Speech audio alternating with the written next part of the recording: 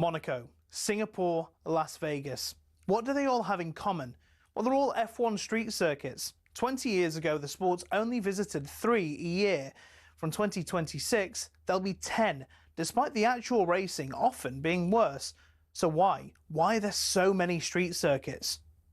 Cars racing past the Casino Monte Carlo is one of the iconic images in all of sport.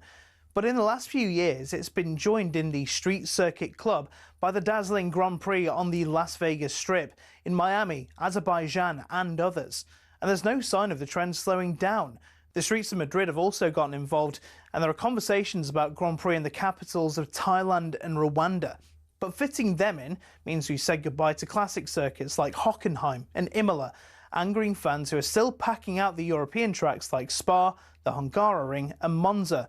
And these generally produce more wheel-to-wheel action than street circuits too. At Silverstone in 2025, there were a total of 26 on-track overtakes. At Monaco, 4. I'm an F1 enthusiast. Even I struggle with that. But it appears to be a good step.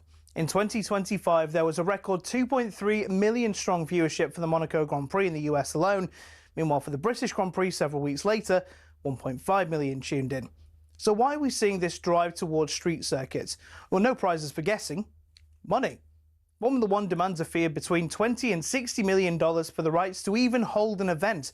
In total, including sponsorships, it's believed officials in Saudi Arabia pay almost $100 million for their race. The huge fees are possible because of the street track's city centre locations, as people staying at hotels at inflated prices and tourist sites brimming with visitors mean the cities rake the cash back in when the race comes to town. So it makes financial sense for Formula One and the cities, but will it cost the sport in the long run if F1 races are too boring? After all, nothing beats the roar of an F1 car as it flies through the forests of Europe, or mechanics watching a storm coming across the humid Asian countryside. Take that away and, well, you may as well just watch American IndyCar.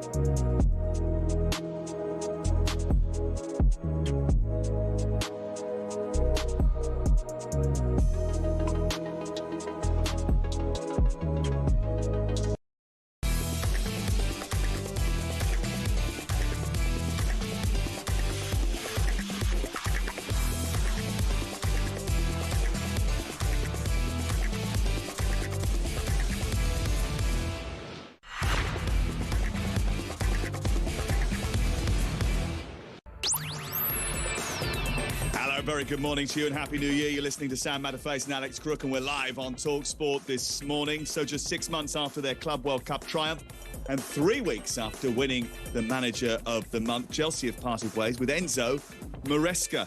Sources at Chelsea suggest he lacked the mental fortitude and emotional maturity to do the job. And Maresca's people say he wasn't allowed to pick his own team. We'll be getting to the bottom of what went wrong for the Italian and who the Chelsea hierarchy will be looking to hire next. There was a huge day in the EFL yesterday and Premier League football to discuss, plus Brentford against Tottenham. And we'll be heading over to Morocco to conclude all the drama of the AFCON group stages and look ahead to the round of 16 that gets underway tomorrow. It's a big day. It's Sam Matterface and Alex Crook, and we're live on talkSPORT. 100% engagement. Jim White and Simon Jordan on talkSPORT. Very good morning, Crookmeister. Hope you're well. How are you feeling this morning? A couple of days after New Year's Eve, you look relaxed. And actually, someone said to me a little bit earlier on, because I think he popped up on the breakfast show this morning, boy, does he look smart today. Well, I like to make an effort. I've made an effort by coming in, first and foremost, which is more than you've managed. How is the bunker up in Manchester? Yeah, it's absolutely fine. Rail replacement bus services this morning on the West Coast main line. So there's absolutely no chance that I was going to sit on one of those for 5 hours and then only get there for 11 o'clock. In order for me to be on time, I had to be here this morning. But it's nice to see that you're showing a lot of charity at the start of 2026. Have you got any New Year's resolutions? Maybe be nice to Spurs fans? I'm nice enough to Spurs fans anyway. I'm nice to everybody. In fact, I'm not nice to everybody, but I'm not prejudiced to anybody because I'm horrible to them all. So I think that's probably the best way forward. We're getting into Spurs after 11 o'clock, by the way. That performance last night, that game last night was just instantly forgettable. I did quite enjoy Sunderland against Manchester City. I watched that last night and I thought that was a really good 0-0. Manchester City missed a lot of chances and gave up ground in the title race. We'll get into that around about 11:15 this morning. But no doubt where we are starting with Enzo Maresca and Chelsea, because less than 6 months after guiding Chelsea to the Club World Cup triumph and the Conference League success, Maresca has left his post as head coach. It was a mega day yesterday. I know that you were involved in it right the way through, but it unfolded very quickly, this story. It did. We were getting some messages, weren't we, late into the evening on New Year's Eve, suggesting that this might come to a head pretty quickly. Obviously, I was at Stamford Bridge in midweek. Enzo Maresca ducked out of the post-match media responsibilities, didn't speak to us in the radios, didn't speak to TV, didn't do his press conference because he, quotes, felt unwell.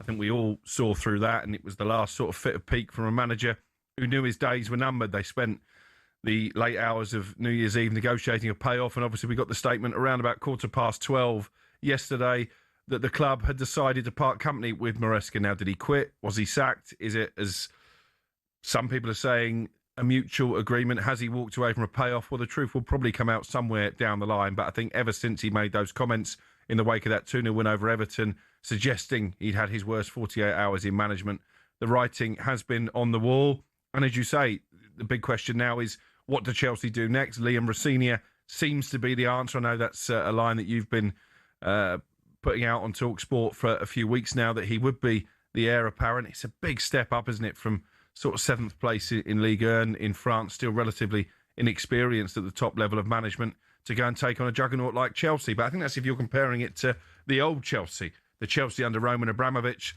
that would sign the best in class, not just in terms of players, but managers as well. This is a new Chelsea because Enzo Maresca was relatively inexperienced at the top level when they plucked him from Leicester. So they're not going for the ready-made managers, the serial winners. They are going for managers like their playing squad that they can develop and almost learn on the job. Yeah, I wonder what the fan base think about that. 03717223344.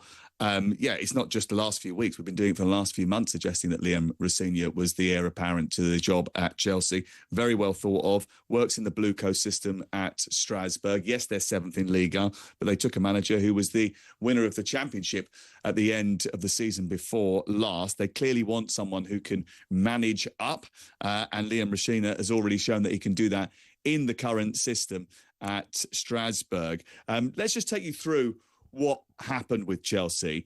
They parted company with Maresca yesterday. He was sacked, he resigned, or it was by mutual consent, depending on which briefing that you believe.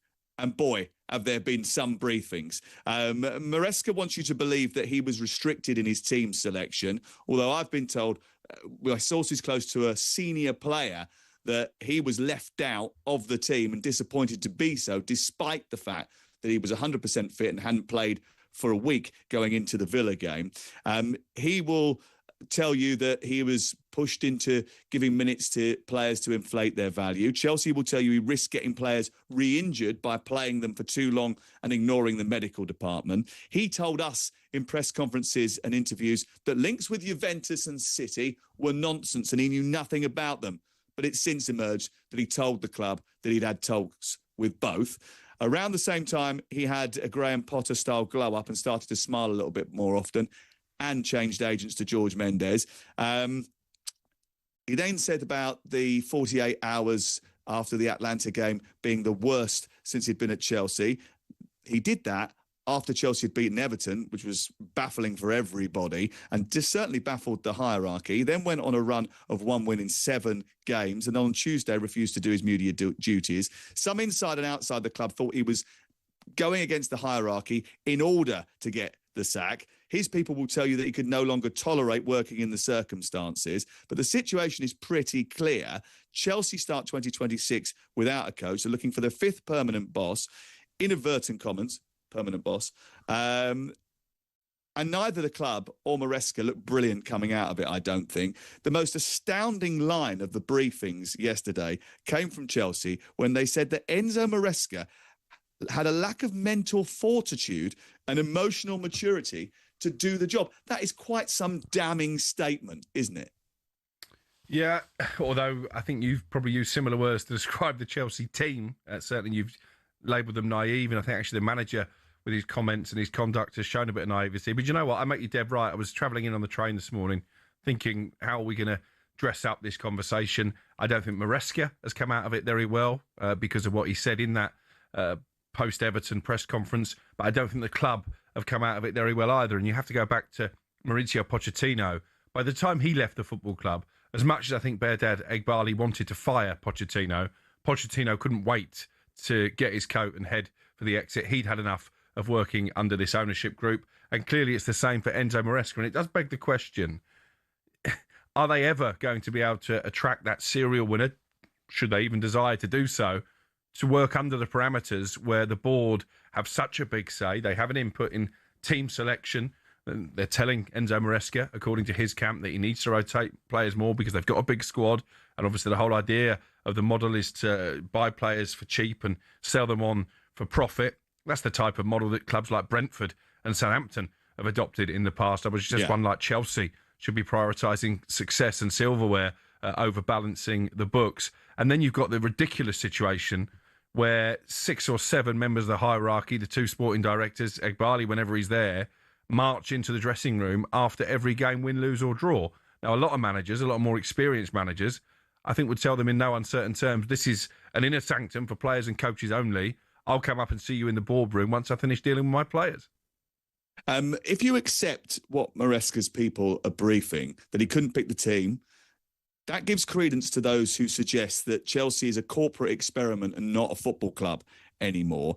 And I wonder whether or not the departure of Maresca actually confirms that the Clear Lake Capital project is fundamentally disconnected from the realities of elite football management, because no manager of elite value is going to work in a structure where he cannot hire the players or have complete autonomy to pick the players. I mean, that is not football, is it? I mean, let's be completely honest with you. You can't compete in the Premier League and the Champions League where you can't bring in the players that you want and you can't pick the players that you want if the scenario is as Maresca's people dress it up. Is that sustainable?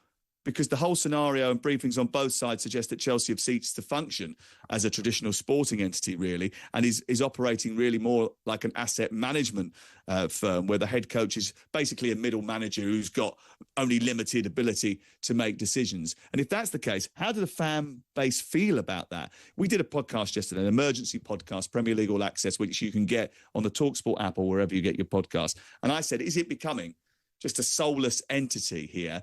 Because Chelsea traditionally have challenged for titles and Champions Leagues, but can you ever see them being able to do that under this current model? Because if all they want is a yes-man manager or a manager who can manage upwards and work within the parameters that are set by the sporting directors and the owners, there's not much chance of you being able to establish a culture where the manager is king and that you're making decisions based entirely on performance. As I said, there is one player who actually says Maresca decided that he wasn't able to play in a game a couple of weekends ago and it wouldn't benefit the team, when actually he's probably the best player in his position and they decided to take him out despite the fact he'd had a week's rest. So it's not necessarily clear that there's 100% credence given to what Maresca is saying. Well, however, there is clear interference from above, isn't there? And I guess the proof will be when the next manager comes in. As I say, at the moment, it looks like that probably will be Liam Rossini. We might even get some more information over the course of the morning. Does the rotation continue? Because he was the tinker man, wasn't he? Maresca, which I know the club didn't like that label, but he made something like 123 changes in the first 24 games of on the medical season. Advice. If that continues when the new man comes in, then you have to assume that actually Maresca is telling us the truth, and it was under instruction from above that he made so many changes. And let me take you back to the first day of last season, Sam. You and I were at Stamford Bridge, and we got the bombshell news, didn't we, that Raheem Sterling was not part of the matchday squad for the opening day against Manchester City.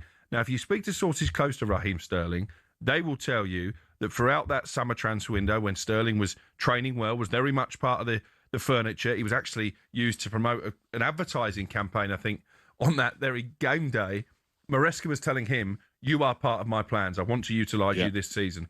All of a sudden, 2 days before the season starts, he gets pulled to one side in training, Raheem Sterling, and he's told he doesn't have a future at the football club. Now, is that Enzo Maresca's decision, or is that the first example of the instructions coming from the board? Chelsea fans, where do you stand on this? Where does the blame lie?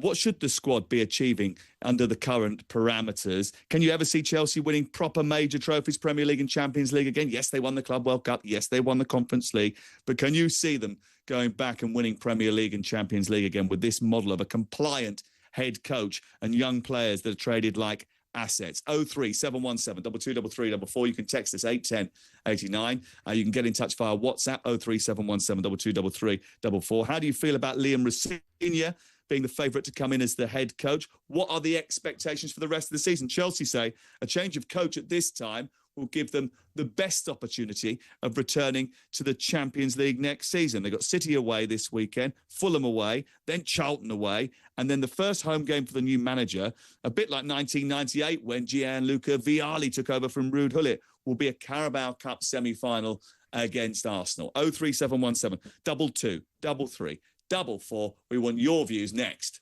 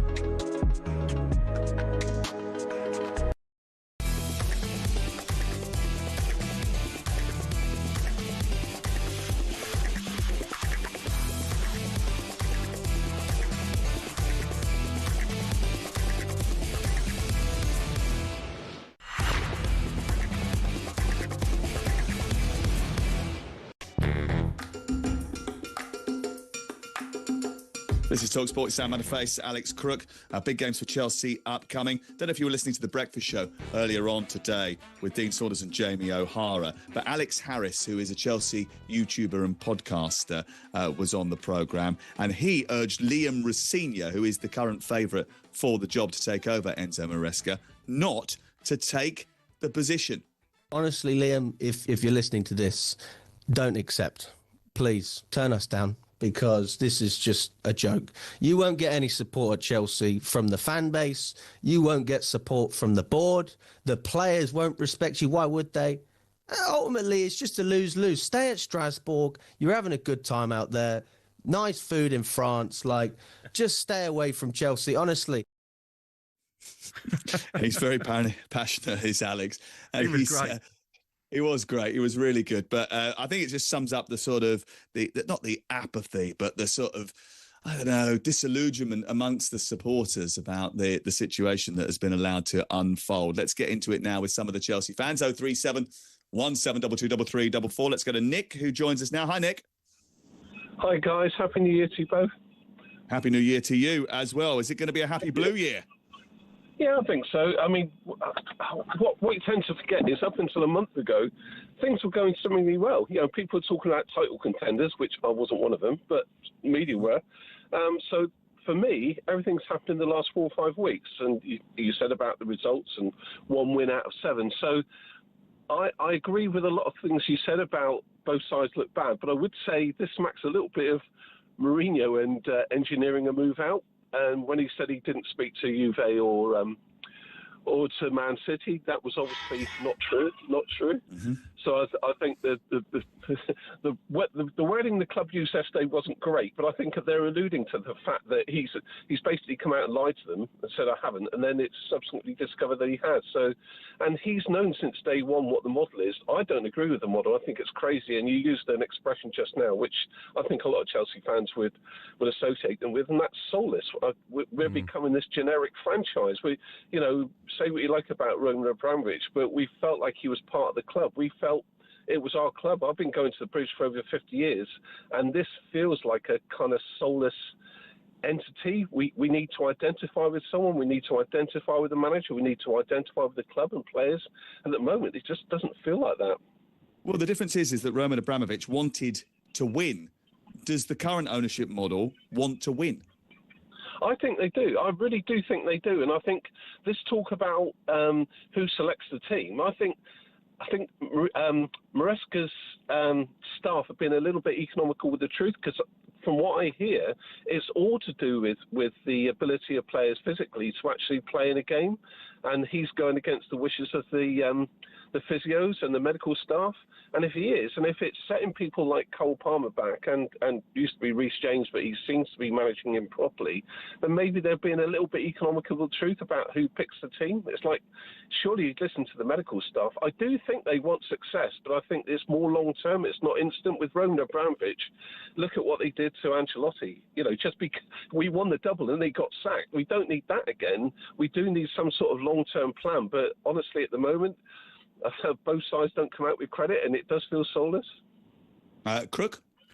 It's funny. I was actually speaking to one of the Chelsea journos after the game against Bournemouth, and he was saying for the last 20 years, Chelsea have been just about the biggest basket case club in the Premier League. He said Manchester United are running them a close second. But he's right, when you go back to those Abramovich days, the big complaint the fans had is they struggled really to latch on to a particular manager, probably outside of Jose Mourinho, because they were only ever a couple of bad results from the sack. Now they've completely ripped up the model, started again, got rid of all the players that won them their last Champions League title, invested in young up-and-coming stars, and some of them, like Estevao, have got very, very bright futures, Cole Palmer as well. But yet they're still chopping and changing managers with regularity. And if you remember, when they hired Graham Potter, having ousted Thomas Tuchel quite early in their reign, the briefings then were they didn't want to be this club where there was a revolving door of managers. Absolutely. They wanted to come away from that. But actually, they've reverted to type very quickly, haven't they? And I understand that during the Graham Potter era, Begday Agbali would be on the training ground. He would go into the dressing room there and witness the inquests afterwards. The club certainly does feel as if it's lost a little bit of soul, and that's why I called it soulless. As a season ticket holder, says one texter, for over 40 years, the owners are using our club as a platform to make money. Sadly, my last season as a season ticket holder, RIP Chelsea, says one anonymous texter. I hope that's not the case. Morning, Matters and Crook. Do you know that was my nickname when I was at school? Matters. That was a nickname at school. That's one of the kinder ones. It is. Thank you very much. It's better than some of yours. As a long-standing Chelsea supporter, I find myself increasingly disengaged, not out of anger or nostalgia, but in quiet disillusionment.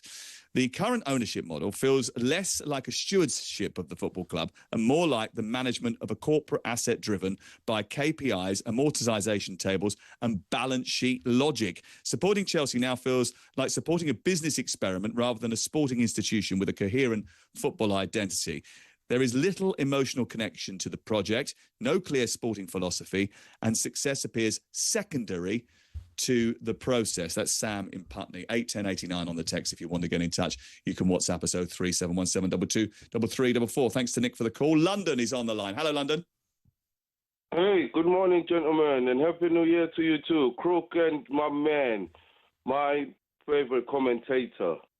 That's very kind of you. Hello, London. What do you want to say, fella? Yes, sir. What do you want to say about Chelsea? He already... Sam, by the way, Sam, I just want to say, I don't like Alan Brazil calling you what he calls you. That meant disrespectful.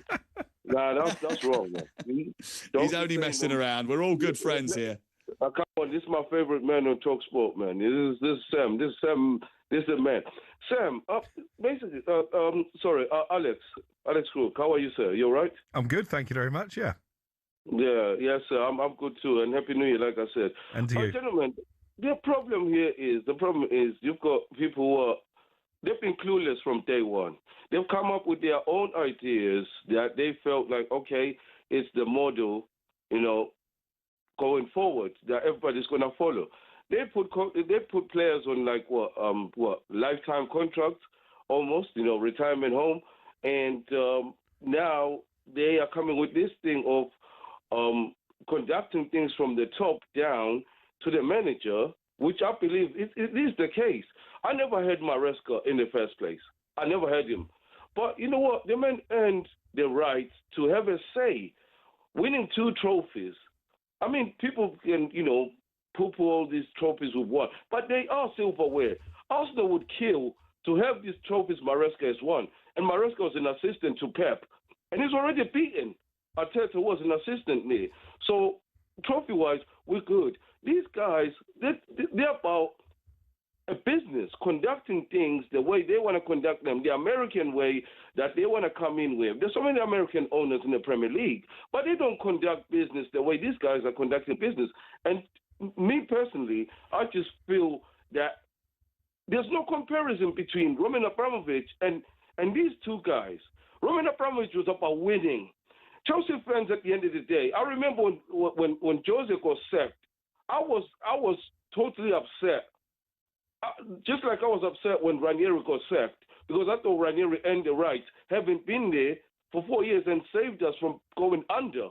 He had been there for all those years, from Ken Bates' time. Even Ken Bates wasn't happy with Ranieri second, but Ken Bates had no say. And then these guys now want to conduct business their own way with nothing with nothing to actually solidify their case. Roman Abramovich always solidified his case by bringing in somebody who's going to win something. Have they actually brought somebody? You look at all the managers who've appointed under this ownership. No, I understand what you're saying. They haven't brought in anyone who's going to win it, but I don't think that's what they're about. They haven't been focused on winning things. They're about building a long-term culture. I think the only issue I have with what you've said, London, is the fact that if you're Enzo Maresca, if you get involved in a power struggle at Chelsea, Begdad Eghbali wins. That's it. So it doesn't matter who you are or how good you are. If you're Maurizio Pochettino, who has been an experienced manager in the Premier League, or you are Enzo Maresca, who is a rookie manager, if you think that you can start spouting off against the ownership, you're out. It is as simple as that. True. But then again, 03717223344. London, thank you very much. We're going to move on. We've got loads of text messages coming in here. Thank you very much for your call, though, London. Appreciate that. Loads of people getting in touch. Russell here. The Maresca situation is simply a continuation of when Todd Bowley first took over the club. Chelsea with an announcement that he knew better than the British football scene and could learn. We could all learn a few things from him. What we have learned is that Chelsea's an ego project, not based in reality. Either no change in sight until Bowley gets fed up and leaves. If Chelsea fans want change, they need to vote with their voices, feet and wallets. I think the difference is there's a little misconception, Crook, isn't there, about the power in the boardroom. Todd Bowley might well have been the front man at the beginning, but the power rests with Begdad Eghbali. Yeah, he's the one who is in charge of most of the day-to-day decision-makings, obviously in conjunction with Paul Winstanley and Lawrence Stewart, the two sporting directors. I've got to say, there's a lot of scrutiny coming on those two guys as well now, bearing in mind this is going to be, the third permanent manager that they've picked, obviously after Maurizio Pochettino and Enzo Maresca. And as I said, the promise when Graham Potter came in, so it's the fourth permanent manager, isn't it, they've had to pick, was that they wouldn't keep chopping and changing the man in the dugout, but they are turning over managers with the same regularity that Roman Abramovich did. Well, as you said, when they first come in, it was like, let's try and keep it nice and stable. This is manager number 5 in terms of permanent managers that they have been overseeing. 03717223344. This is Sam Matterface and Alex Crook. We're here with Selco Builders Warehouse. Check out this month's real deals at selcobw.com. We'll continue the discussion next. Loads of texts and calls coming in.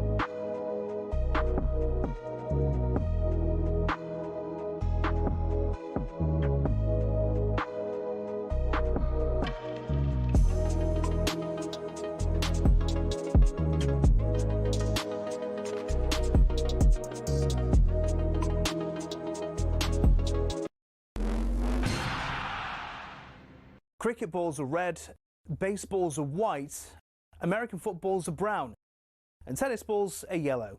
We don't even think about it really, but the story behind the tennis ball is actually quite interesting and even involves Sir David Attenborough. I know, here's the tale. Tennis has its roots in 12th century France when people used to make balls from all sorts. Cork, wool, chalk, animal fur and even human hair. Uniformity was found centuries later when people started making balls out of something called vulcanized rubber, invented in the US. But the balls kept on breaking, so a British lawyer, who also loved tennis, suggested they put a flannel covering on the outside, and thus the tennis ball as we know it was born. One problem, it was either white or black. And when the controller of BBC Two, Sir David Attenborough, decided Wimbledon would be shown in colour on the BBC in 1967, no one could actually see the balls on telly. So the International Tennis Federation went away and created a new colour called Optic Yellow, which would show up without the need for a 4K LED display. Not that anyone had that in the 1960s, of course. Since then, all tennis balls have been covered in that material and have their trademark colour for that exact reason. Amateur tennis players and dogs worldwide are forever grateful. You could say the ITF aced it.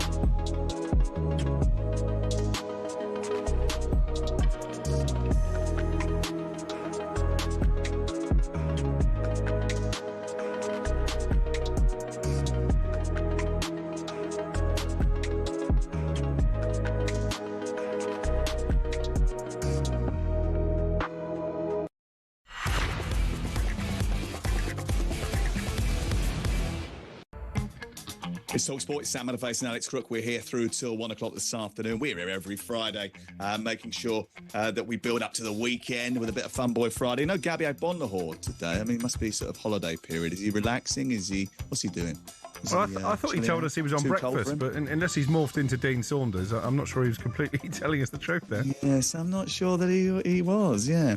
1889 on the text. You can get in touch, 03717223344. Does the departure of Enzo Maresca confirm that Clear Lake Capital's project is fundamentally disconnected from the realities of elite football management? Who's going to work in these circumstances of a top level? What top level coach is going to work in these circumstances? Did Maresca overplay it in terms of the team selection thing? Because some players are suggesting that might be the case, actually. The medical department are supposed to have an autonomous right to tell the manager who can and can't play, what sort of minutes. Apparently he went against that. Chelsea have spent 1.6 billion on players, but yet they still look miles away from winning the top prizes. So is this just an asset management player trading entity that has lost its soul, or is this a model for long-term success? It seems the Chelsea ownership, says one texter, are very rigid in the American sense of running sports businesses. In American football and basketball, the ownership and general managers are very involved with the management of the team. And that's what they are doing here. They are very involved in a sport that they aren't naturally knowledgeable about, and that's why they should be hiring a top coach and a top sporting director and letting them run the team as it should be. What they have done is they've seemingly hired many sporting directors, not many of them. Dave Fallows is the most recent, and I think he is probably more experienced than anybody else, but the rest of them didn't have much experience of being top-line sporting directors before they came into the club, and they've had quite a few already, haven't they? Yeah, they have, and at times it can be, too many cooks spoiling the broth, as the old saying goes, because obviously everybody wants to have an impact, not just when it comes to hiring certain players, but obviously appointing managers as well, which they're becoming the past masters at in terms of rotating in the dugout. The other name that's been mentioned to me, by the way, this morning, and it has been doing the rounds for the last 24 hours, so it's not a massive shock, but Francesco Farioli, the Porto manager, I think is also on Chelsea's list. I guess the question there, would he be willing to leave Porto mid-season? We will find out.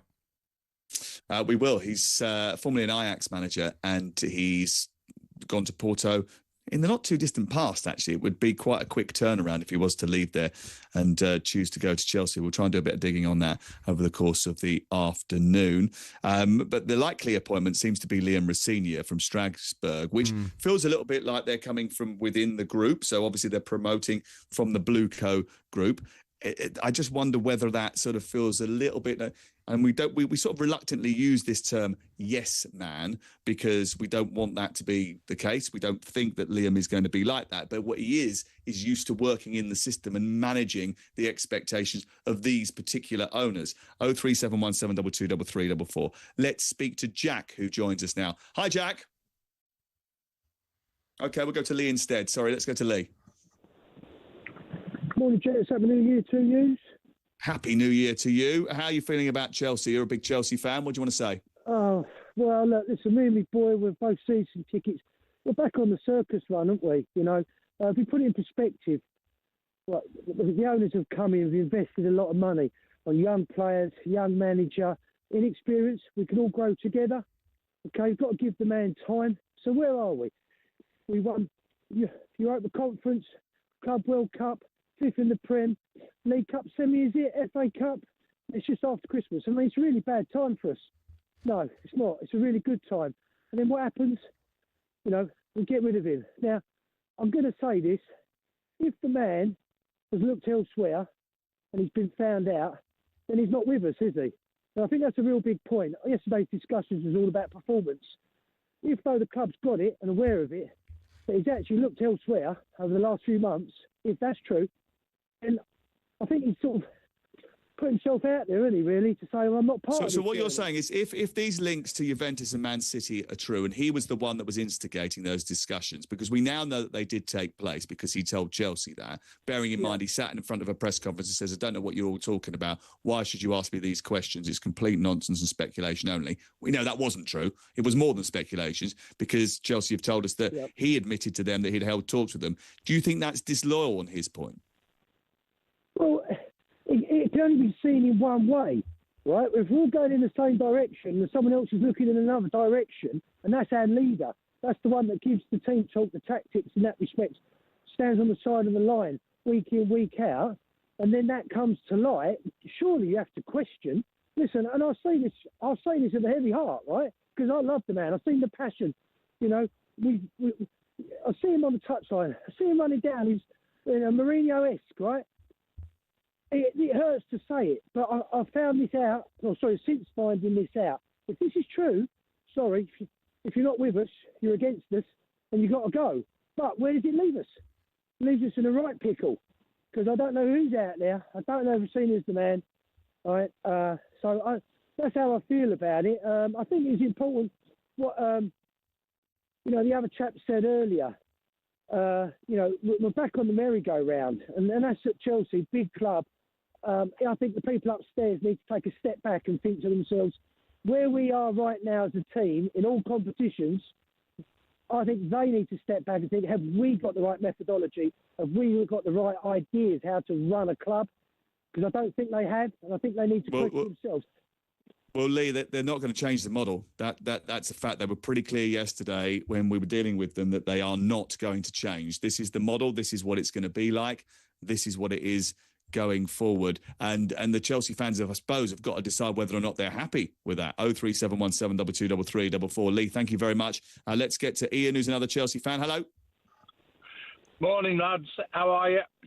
Yeah, we're good. Thank you, mate. I mean, it wasn't the easiest day yesterday, but, let's see what happens going forward. Chelsea got a lot of big games coming up. City, Fulham, Charlton, Arsenal, Brentford, Paphos, Palace, Napoli and West Ham, all before the end of January. It's going to be a busy, busy month. It is. But in some ways, I was pleased that Maresca went. I didn't think he was the man for the job. But to the point, I don't think Rosenior is. This is the Premier League. It is the hardest. It is the biggest league in the world. Your manager, coach, whatever you want, doesn't have to just be a good coach. He has to be tactically sound. And that's making decisions on the day, during the game. And I really don't think these managers, coaches, or whatever they're picking are the guys that can do that. And Maresca was found out on more than one occasion because his adversaries would make changes during the game and he didn't know what to do. And that's going to be the case going forward. Well, that happened, Ian, that happened, didn't it, in the Aston Villa game recently? It's really interesting, actually. Yeah, it there did. might be a bit of revisionism here because a lot of the callers in the text we've had are siding very much with Enzo Maresca. In fact, you're one of the first people who've gone against the departing manager. But actually, during his tenure, and I think I'll include you in this, Sam, he was Marmite to Chelsea fans. There was a lot of stuff that he did well, obviously winning the Conference League and that Club World Championship, but there were ultimately also times that he had Chelsea fans tearing their hair out with his in-game management and his tactical setup. Well, a lot of his substitutions were unbelievable, not just in Aston Villa, but in other games.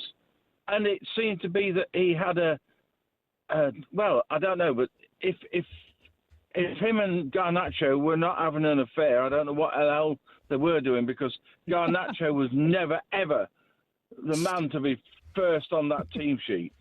Well, maybe he's been told by the medical department he has to play him more than the suggestions of an illicit affair. I'm probably going to go down that road. Thank you very much, Ian. Appreciate that. 03717 2233 44.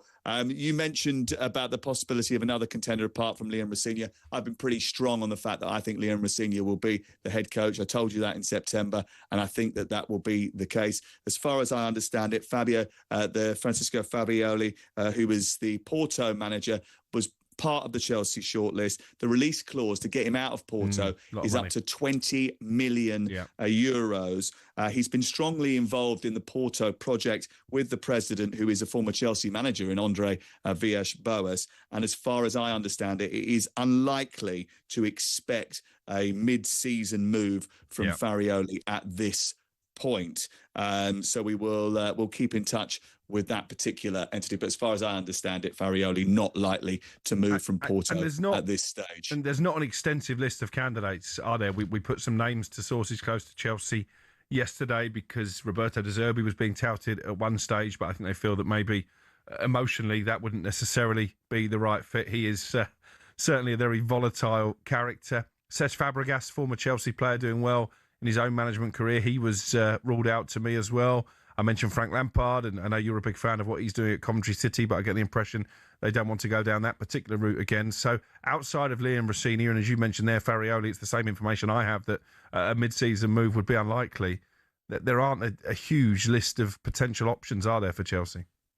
No. 03717 223344. We've had loads of text messages as well. Let me just get some of those up as well, because I don't want to miss any. The club will be the equivalent of Liverpool from the 90s, 2000. Egg Barley has got a severe control issue. Chelsea is strictly a business deal for him. He's not got a clue about anything other than being a professional gambler.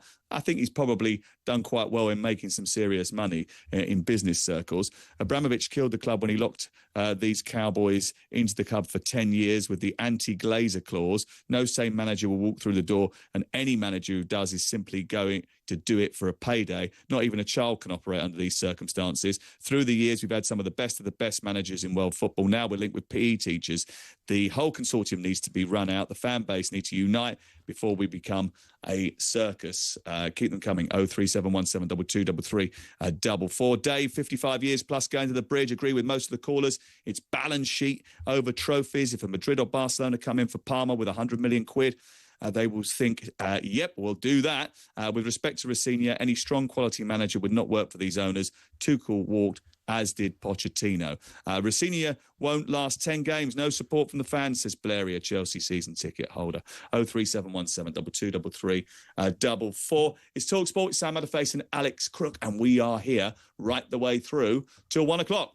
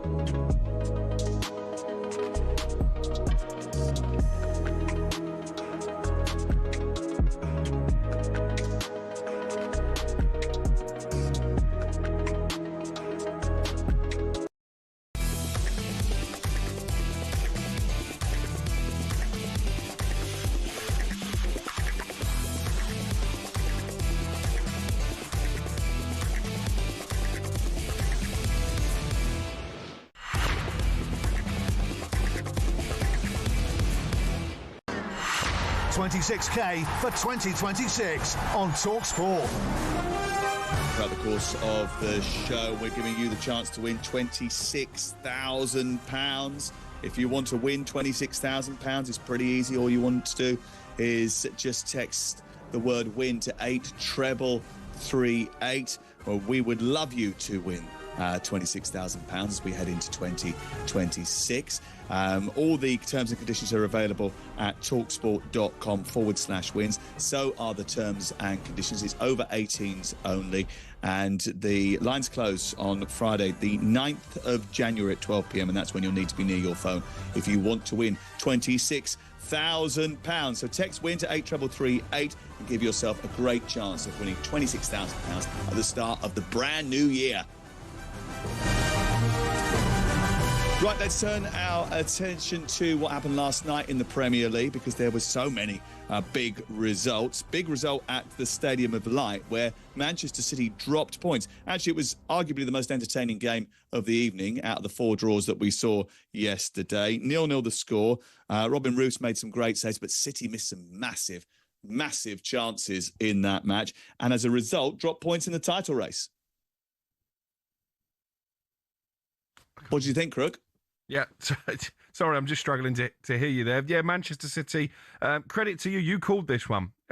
You said when we were on going into this round of New Year's fixtures that if Arsenal beat Aston Villa, as of course they did, then you expected Manchester City to drop points at Sunderland. On the flip side, if Aston Villa were to get something at the Emirates, you felt Manchester City would capitalise. So I guess that scoreboard pressure has taken its toll. They had enough chances, City, didn't they? 14 in total, but Erling Haaland misfired. They weren't quite at their creative best, but take nothing away from Sunderland for, in the second half in particular, a brilliant rearguard action. The goalkeeper, Roos, was excellent once again. And in the first half, on the counter-attack, Sunderland had some brilliant opportunities themselves. My favourite moment of the game was when Brian Brobby just absolutely battered his way past Ruben Diaz and was a bit unlucky. He ended up from a fairly tight angle, and obviously the save was made by Donnarumma. I mean, Diaz was not happy about that, was it? Because actually Brobby leant across him, grabbed his shirt, used his strength and was sort of edging his way past him. But it was a brilliant encounter between those two. I loved the battle, and I loved the battle between Mukiele and Haaland as well. It was brilliant. This brute strength that was on display, and the reaction from the crowd last night at the Stadium of Light, absolutely terrific. Definitely the game of the day. Crystal Palace and Fulham drew 1-1. Tom Kearney with a super strike with 10 minutes to go. But actually, Crystal Palace probably owed their point to Dean Henderson and that super stop from Timothy Castagna in the 91st minute of the game, where going sort of that one way and then bringing his arm over the other to make a super stop from point-blank range. It was a terrific save, wasn't it? Yeah, it was. But I've got to say, I feel sorry for Crystal Palace. I think they've had the raw end of the deal when it comes to fixtures. The fact they played so many games in December, and they're going to Newcastle on Sunday, which is not an easy trip, because as much as Newcastle have struggled away from home, St James's Park has become a fortress. It doesn't seem fair to me that Newcastle have had an extra 2 days to prepare to this game, and Palace, who are down to the bare bones already, are therefore getting less of a turnaround. Obviously, they've got to make a long trip to the North East at the weekend. No win in 4 for Crystal Palace. Fulham actually unbeaten in 4. Marco Silva wasn't happy that the goal came whilst they had a player off the pitch, because that player was being assessed for a head injury. Palace played 8 games in 25 days during December, and I wonder whether or not the small squad size certainly plays into the fact that they've started to drop more and more points. Oliver Glasner pointing out that they needed to redress the balance from the summer transfer window. In this window, they've already signed or are about to sign Brennan Johnson for £35 million, which is a club record deal. Liverpool drew 0-0 with Leeds United. Dominic Calvert-Lewin rested for this game, but he came off the bench and almost scored the winner. It was only an offside flag, tiniest little infraction that stopped him from winning the game. Liverpool didn't really look a huge threat in the match, did they?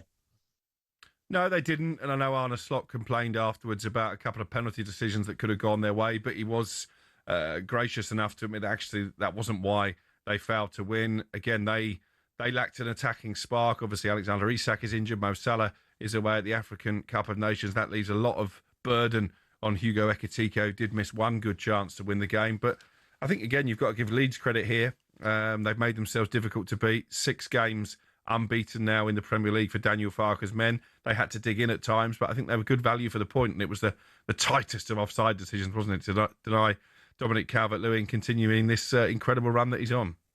Yeah, 6 consecutive games he'd scored in before last night. They take on Manchester United live on talkSPORT on Sunday at 12:30. I know you're very much looking forward to that. I have to say, Hugo Ekitike, I think, has been fantastic. One of the best signings of the summer. He's looked the sharpest of the Liverpool attackers, and he did actually yesterday look like the most likely to create something and make something happen.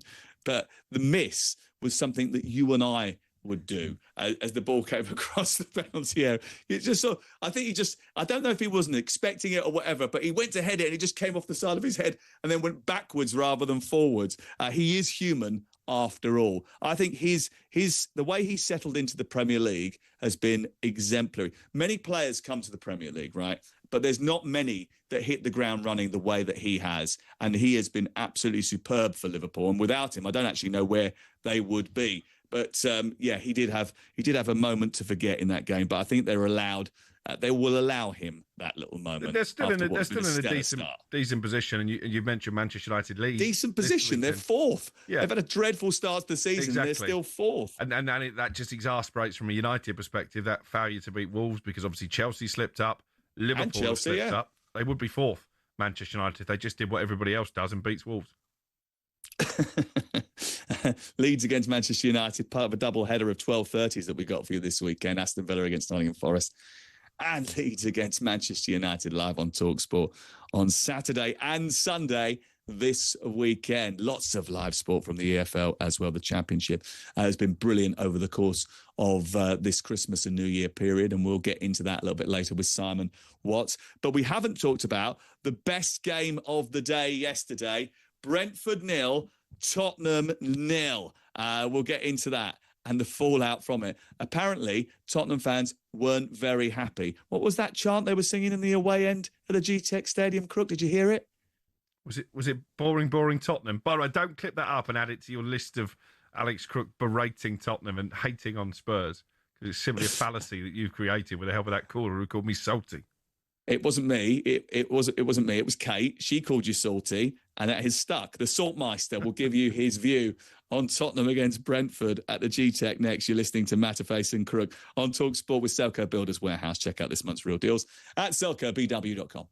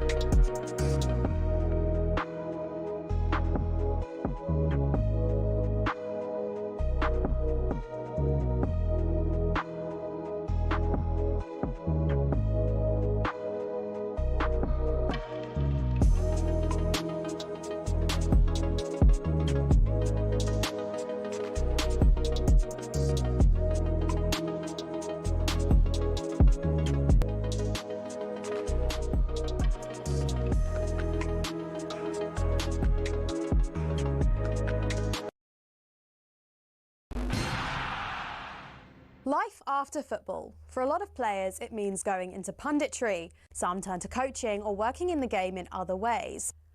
But what about the rest? Some former footballers turn their sights away from the game, and there are a few big surprises. First up, from rainbow flicks to pancake flips. Ex-Chelsea and Southampton defender Ken Monku switched up his footballing career to buy a Dutch pancake house. He bought out the shop, which had been his favourite pancake spot as a child, and before long he was mixing the batter and getting behind the stove. Next, Everton legend Thomas Gravesen swapped out the high stakes of the Premier League for those of the poker room. He made over 150 appearances for the Toffees and won the Scottish Premier League with Celtic. Turned out the Danish international was pretty darn good at poker. He racked up a reported £100 million from his Las Vegas adventures. Remember former Chelsea goalkeeper Petr Cech? Turns out football nets weren't the only goals he was pretty handy in front of. After retirement, he became a goaltender in ice hockey. Same skills, very different surface. And he even won a Division 2 title with Guildford Phoenix. For ex-Liverpool centre-back Daniel Agger, it wasn't just fancy footwork that was in his blood. He was also pretty good with his hands. The Denmark international turned to tattoo artistry after he hung up his boots. He'd qualified as a skin artist while at Anfield, and he then became the co-owner of his own tattoo company as well. It's not all glamour for ex-pros, though. 1966 World Cup winner Ray Wilson set up a very different kind of business. He became an undertaker after he retired. Finally, not many people can say they've won both a World Cup and starred in an Oscar-winning film. In fact, there's only one person in the entire world who can say that. Frank Leboeuf, the former Chelsea defender, was part of the 1998 France squad who won the World Cup. He ended up marking Brazil's Ronaldo in the final and helped his side to a 3-0 win. But Leboeuf had already begun acting on the side while he was playing football, and his biggest role came some years after his retirement when he landed the part of a doctor in the Stephen Hawking biopic The Theory of Everything.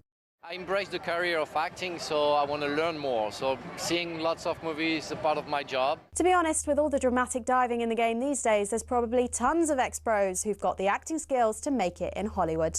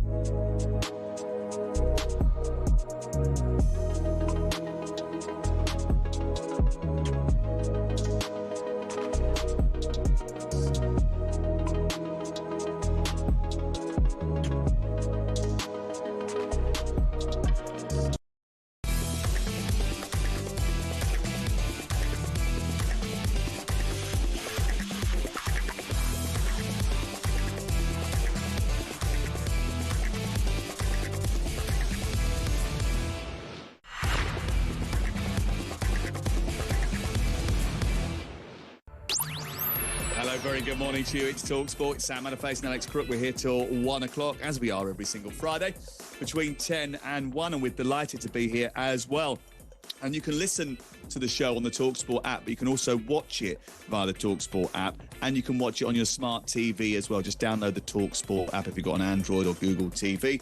You can even watch it on Apple TV or Prime Video as well. And you can see the Crookmeister looking smart, as I've been told. He's looking smart today, although he has got to just adjust his collar a little bit, according to one viewer who got in touch with me a little bit earlier on today. We're going to test Crookie's New Year's resolution, which was to be nicer to Spurs fans, in the next half hour of this programme.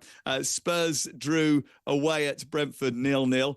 And the question that I was sort of wrestling with was Brentford Spurs the worst game of the season so far? An XG of 0.56 versus 0.61. Spurs had to wait until the 3rd minute of stoppage time to have a meaningful shot on target. The Spurs fans in the away end weren't too entertained. They were singing boring, boring Tottenham, and the disillusionment is clear. But the flip side of this argument, Crook, is that they've taken 4 points from trips to Palace and Brentford.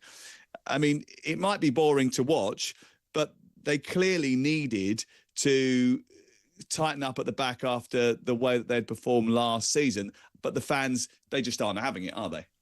No, I mean, Thomas Frank will take the positives. As you say, 2 clean sheets, 2 difficult grounds to visit, but in both cases, the football was fairly ordinary. Even in victory against Crystal Palace, there were times, particularly at the start of the second half, when Palace absolutely dominated the match, but just couldn't put the ball in the back of the net. It does sound like quite a turgid affair last night as well. You mentioned those chants from the away end of boring Tottenham, and I think this is just another example of the fact there's a lot of Spurs fans who aren't buying into Thomas Frank as the Tottenham manager. We heard from our own Darren Ambrose after that Palace game saying that he's in the minority of Spurs fans who actually want to give Thomas Frank more time. A lot have already made their mind up.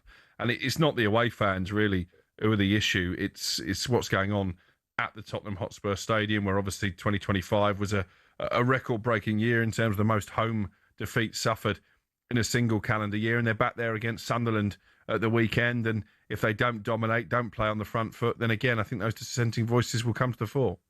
I'm really interested to see how the Tottenham fans feel about this as a whole group, really, because somebody I spoke to this morning was suggesting to me, hold on a second, we're 4 points off 5th. We were in a dire situation this time last year where we couldn't stop leaking goals.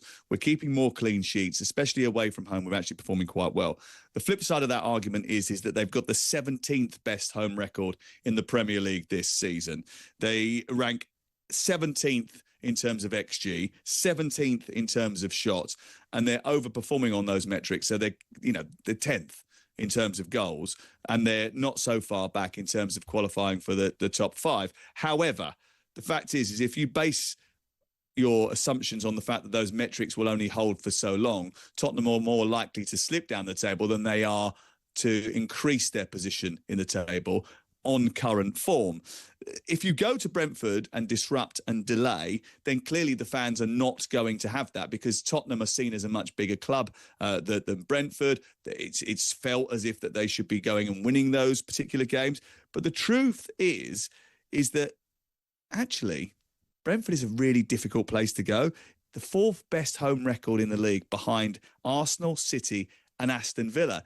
And other teams have perished there. So was Thomas Frank actually quite right to go there to disrupt, to delay? I mean, Vicario was booked for time wasting at one point.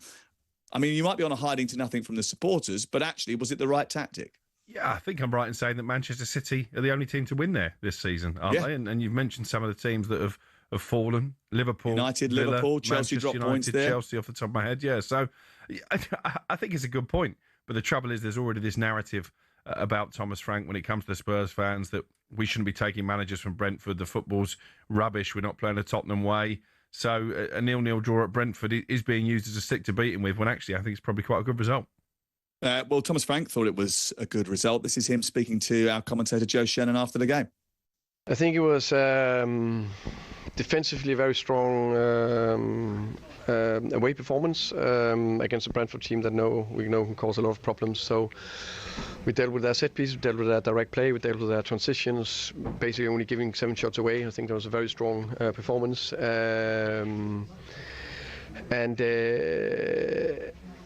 So that I'm very happy with. I think that's very, very important. I think the problem we struggled with, that I think we gave the ball away too many times. So it was difficult to really create when we are not better on the ball than we were today. So that's a big thing. So that was the reason why we didn't. That was not a top performance. So that's the bit we need to add. Interesting. He thinks that the fluency will eventually come. It was a dull, goalless 0-0 draw last night, but he always seems to find the positive, doesn't he? And one of the Tottenham fans that I know this morning said, sometimes it's a little bit annoying. Occasionally it'd be better if he just dug people out and said, we need to do better than this. That wasn't great. Has he got enough of a mean streak to be able to handle a big club like Spurs? Well, I think he's one of the nicest guys in the Premier League. I've always had an incredible amount of time for Thomas Frank. Whenever he was in charge of a game at Brentford, and I'm sure it's the same with Spurs, before he'd speak to us in the media, he always made a point of going into the referee's room and obviously just exchanging pleasantries with them. That's quite unusual. Is he mean enough?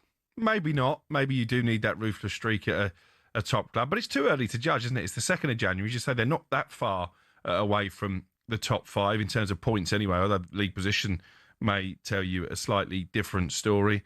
I think they've got to at least give him the season. They've got to give him at least another transfer window, because I'm not sure he was really backed as he would have wanted to be in the summer. The owners, ENIC, have said that they're going to prioritise sporting success. Therefore, you assume there will be funds to spend. Obviously, Brennan Johnson is moving on. They're going to have to replace him. So I think it's far too early for Tottenham fans to be rushing to judgment on Thomas Frank. Yeah, there's certainly some changes as well that might well be happening in a senior level in terms of transfer negotiation. I think there's a senior sort of executive who works alongside Fabio Paratici, who is leaving at the end of this window. Paratici himself has been linked with a move to Fiorentina, although I understand he is going to be there throughout the course of this window, but I'm not entirely sure they're going to go for top name targets during the course of this period. They did try for Antoine Semenyo, but obviously his preference was to go elsewhere. Be interesting to see what the structure at Spurs is going to be after this window, because if you keep chopping and changing that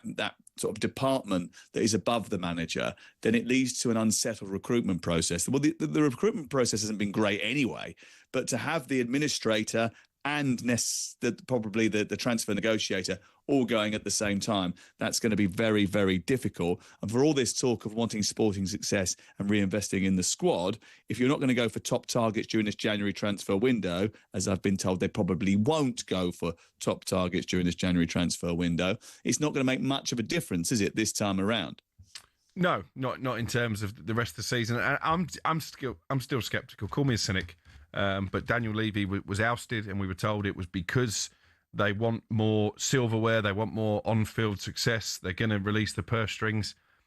I'm not convinced. I still think the reason that Daniel Levy was ousted was because of his own toxic relationship with the Tottenham fans, and they think it's going to be easier to sell their shares if he's not there anymore. Absolutely. I can understand why the Tottenham fans are a little bit disappointed with what they saw, because they don't like 0-0 draws. In fact, they've not really had that many. That was the first time in 137 Premier League games that Spurs have entertained a goalless draw, which is quite some statistic. They're still in the bottom half of the table, 12th at the moment. They are 4 points off the top five, but they're also 5 points off Leeds United. 03717 223344. Then this is the question for the Spurs fans. Where are you right now on Thomas Frank? Does he have enough of a mean streak to manage the big entities like Tottenham Hotspur? Was Brentford Spurs the worst game of the season so far? Were you there? Did you sing boring, boring Tottenham yesterday?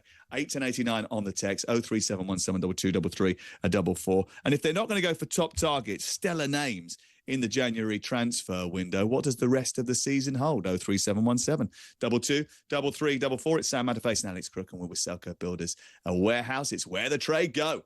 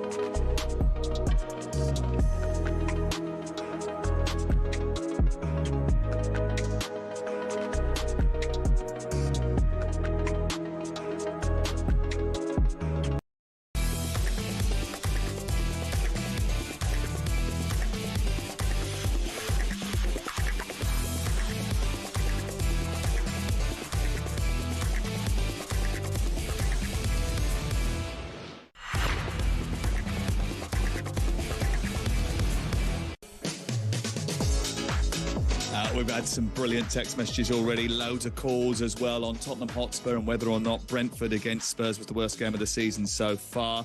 One of our producers called it a snooze fest. The disillusionment with the supporters seemed to be clear when the away end started chanting boring, boring Tottenham. Credit has to go to Brentford. They've got a brilliant home record, the fourth best in the league. So was it the right approach from Thomas Frank?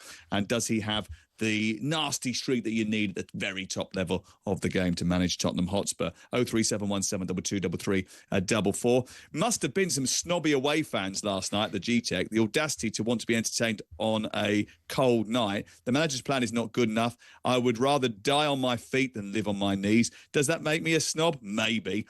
Frankie's not the one, says George, the Spurs fan. My alarm bells started ringing, says one anonymous texter, when Thomas Frank on day one turned up at the Tottenham Hotspur training complex and walked around hugging everyone. That's not going to instill a strong leadership ethic, is it?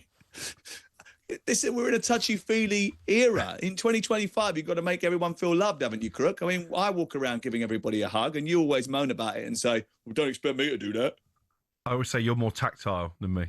But maybe that's one of my resolutions for 2026, to be more huggy. To be more huggy and be nicer to Spurs fans, like Kate, who's joined us now. Hello, Kate. Hello, guys. Happy New Year to you both. Lovely to hear from you. And it's lovely to talk to you both, even though it's ringing up just to moan about Spurs. Look, I think the easy answer is for everyone to get on Frank's back and say, get rid of him, bring someone else in. But this guy has only been here a matter of months. I've got my reservations, don't get me wrong. You know, I look at the likes of Romero and his disciplinary behaviour, if you like. The rash tackles and stuff seem to be coming back into his game. And for all of Ange's faults, I think Ange really changed him and made him into a sort of a calmer player. So that concerns me. And it also concerns me that Frank is just too nice to be Tottenham manager. However, at the same time... Too nice? Because, do you know what I mean? People don't respect you. Like you say, he's very tactile. You watch him in the press conferences, he just seems like a really nice guy. I can't imagine him going into the changing room and shouting and giving him a kick up the backside like I would if I was there, to be fair. But we run a YouTube channel and there's so many people want Poch back, you know. And there's this theory that, you know, he can turn it around because of what he did the first time round. But I think people forget we had the likes of Alderweireld, Vertonghen, Carl Walker, Danny Rose, Harry Kane, Dele Alli. Our players are nowhere near that level. And I think Tottenham fans, a lot of Tottenham fans are under the illusion, ever since the Champions League final, that we're a solid top 4, top 6 team. And I don't think that's the case anymore. I think we have dropped. Well, the squad doesn't suggest that, does it? I mean, look, you look at the level of player that you've got now, it's not the same. And it's going to be very difficult to turn that around because, you know, if we understand that they're not going to go and spend huge money on top level targets in this January transfer window, then if you look at Manchester City last season, right, they found themselves in a terrible predicament and they made sure that they went out and invested in top talent during January, did it again in the summer, and they did it again this transfer window as well. They're going to get Semenyo. Tottenham need 3 transfer windows like that to get themselves back to the level that they were in 2019, don't they? Of course, but the Tottenham fans don't give anyone the patience to do that, you know. They, like I say, there's this misconception that we should be, you know, we won the Europa League arguably with a very easy run against a very poor Man United in the final.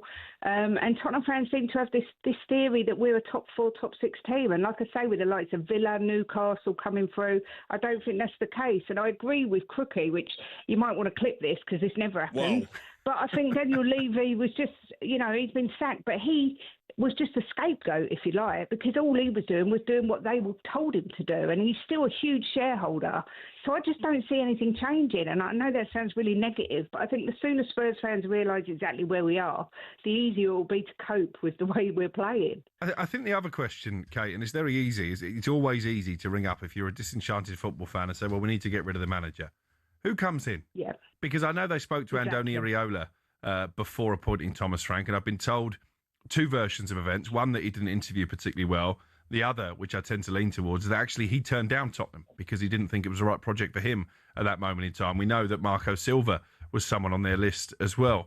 But is he necessarily going to swap Fulham and join Tottenham. Is it that attractive a job, particularly when you look at the fact that Thomas Frank, who I think is a very accomplished manager, and as you say, an even nicer guy, is getting from his own supporters?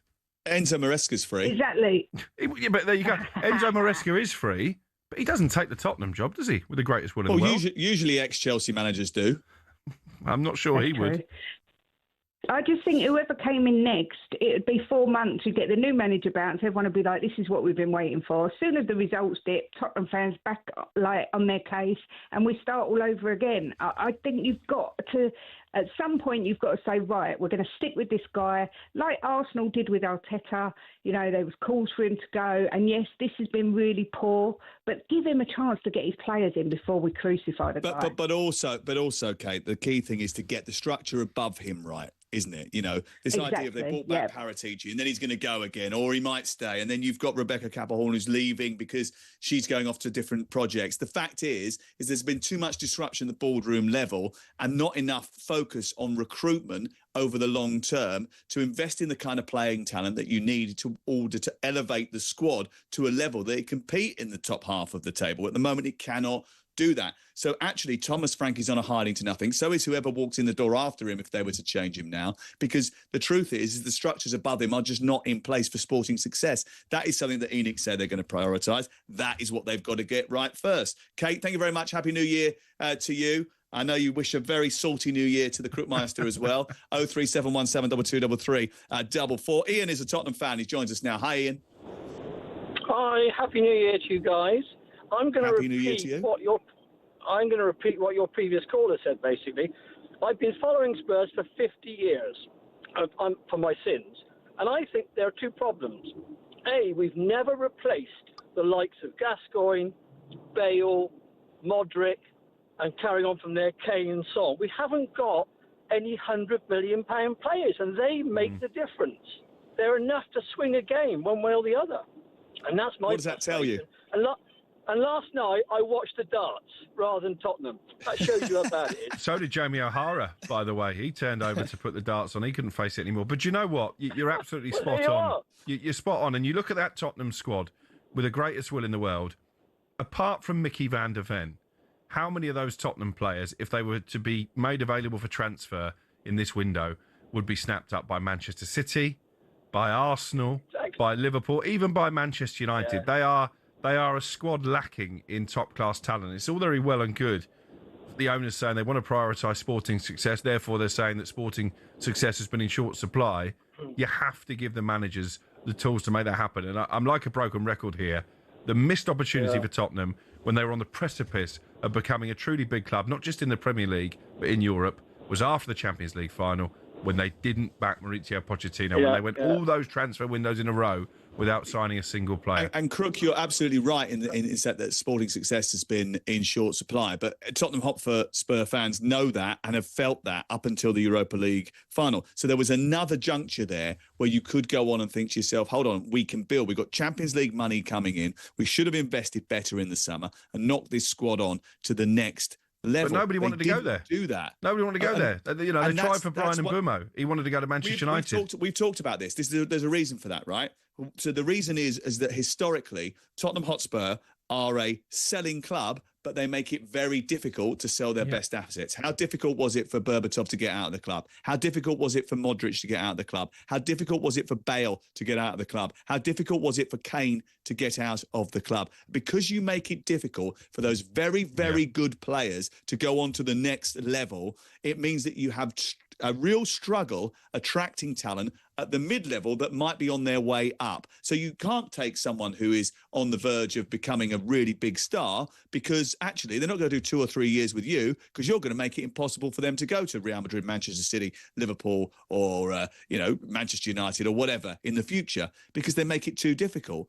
They don't pay the wages that some of the other clubs pay. Everybody's got loads of money now. Everyone in the Premier League. Bournemouth have got loads of money. They can't always spend it, but they've got loads of money because the nature of the Premier League is that everybody is benefiting from the elevation of the TV and media contracts that are coming their way. So everybody's got money to spend. Everybody can pay half-decent wages. And if you're one of those who's not paying great wages, then you're going to be down there at the bottom half of the table. I reckon if you look at Spurs' wages ratio it's probably in the bottom half. And if you talk about a sort of what is par for most clubs, chief executives will tell you what you spend on wages and where you are in the wage spend table is where you finish pretty much in the table itself. If you're above that, your manager's doing a great job. If you're doing below that, your manager's doing a bad job. And I think Spurs par would be in the bottom half of the table because that's what they spend on wages. Is that fair?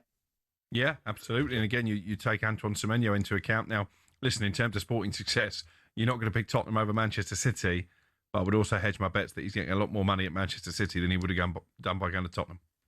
03717 223344. We think we're going to try and get in a few more calls after 11:45 this morning on this because we've had such a mega response from Tottenham fans. They're desperate to get through to the Saltmeister. 03717 223344.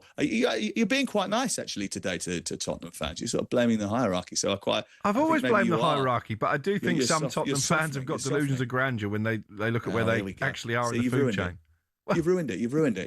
It's taken you just half an hour. 03717 223344. You're listening to Sam Matterface and Alex Crook. We're live with Selco Builders Warehouse. Check out this month's real deals at selcobw.com.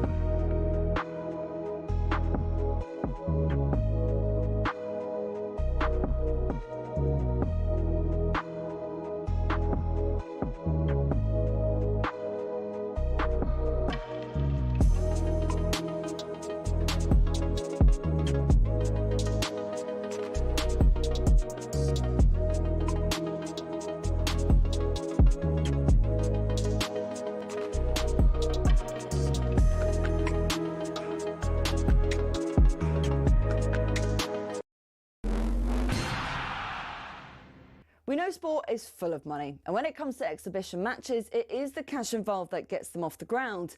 But that's what makes it even more annoying if the event falls flat. When Mike Tyson fought Jake Paul, 65 million people streamed it on Netflix, but many people complained of buffering and freezing, and the fight itself wasn't that great either. So fans got shortchanged, while Tyson and Paul took home around $60 million between them. Another one with a huge prize pot was Tiger versus Phil in 2018. That had £9 million. But again, the pay-per-view had streaming issues. Miking up the players was an anticlimax too, and the golf itself was bang average. When Ronaldo went to Saudi, we all knew money was the driving force, given his salary of £177 million a year. But then they thought, let's get Messi over for a game. So we had PSG versus the Riyadh All-Stars. Both the GOATs were past their best, but PSG still lined their pockets, charging fans a few pounds to watch it on their official channels. Although it wasn't quite as bad as the 75 quid pay-per-view where Mayweather fought McGregor. I feel like what we really need is constantly high-quality action delivered to you for free. And that, my friends, is called talkSPORT.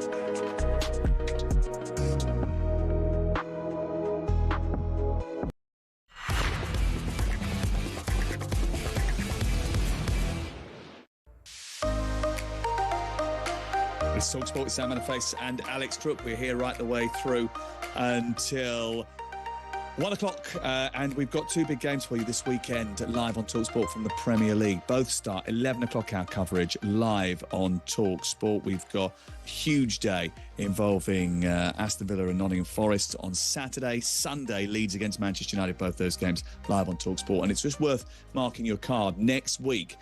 Tuesday, Wednesday and Thursday, we've got live football every night as we bring you all 10 of the midweek round of matches. More football than anybody else live on talkSPORT in 2026. That is for sure. Let's get the latest odds, all thanks to BetMGM. It's showtime on talkSPORT with BetMGM. We're ready for the action. Are you? Visit betmgm.co.uk or download the app. 18+. GambleAware.org. And I'm delighted to say that Charlie Robertson from BetMGM is back to look at today's top sporting events and discuss the latest odds. Happy New Year to you, Charlie. Thank you very much for coming on. And the Premier League is massive this weekend. Yeah, Happy New Year, Sam. Happy New Year, Cricky. Yeah, keeps sort of fixtures come thick and fast at this time of year, don't they, Sam? So, yeah, lots more to look forward to. Crookie's going to have a look at a golden goals game, a relegation game in the golden goals section. So I'll just quickly have a look at the title race again. Yeah, both Arsenal and City odds on this weekend, Sam. Gunners 1-2 to beat Bournemouth, I think a 10 without a win, so not in good form. The Cherries 5-1, the draw 18-5. And I know you guys have talked a lot about Chelsea. Obviously, they're managerless as they head to Man City. City 8-13.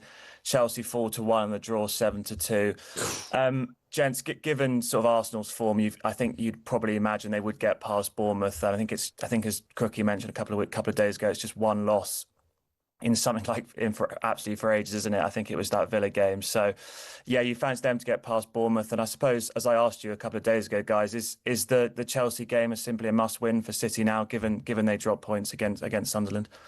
Well, the first thing is that Bournemouth did the double over Arsenal last season, so that will certainly be in the back of Arsenal's mind. But in terms of form, Arsenal are the team in form, aren't they? I mean, Crook, I have your say on it, but I mean, Bournemouth haven't been playing particularly well, but they did grind out a result at Chelsea twice over the last 2 weeks.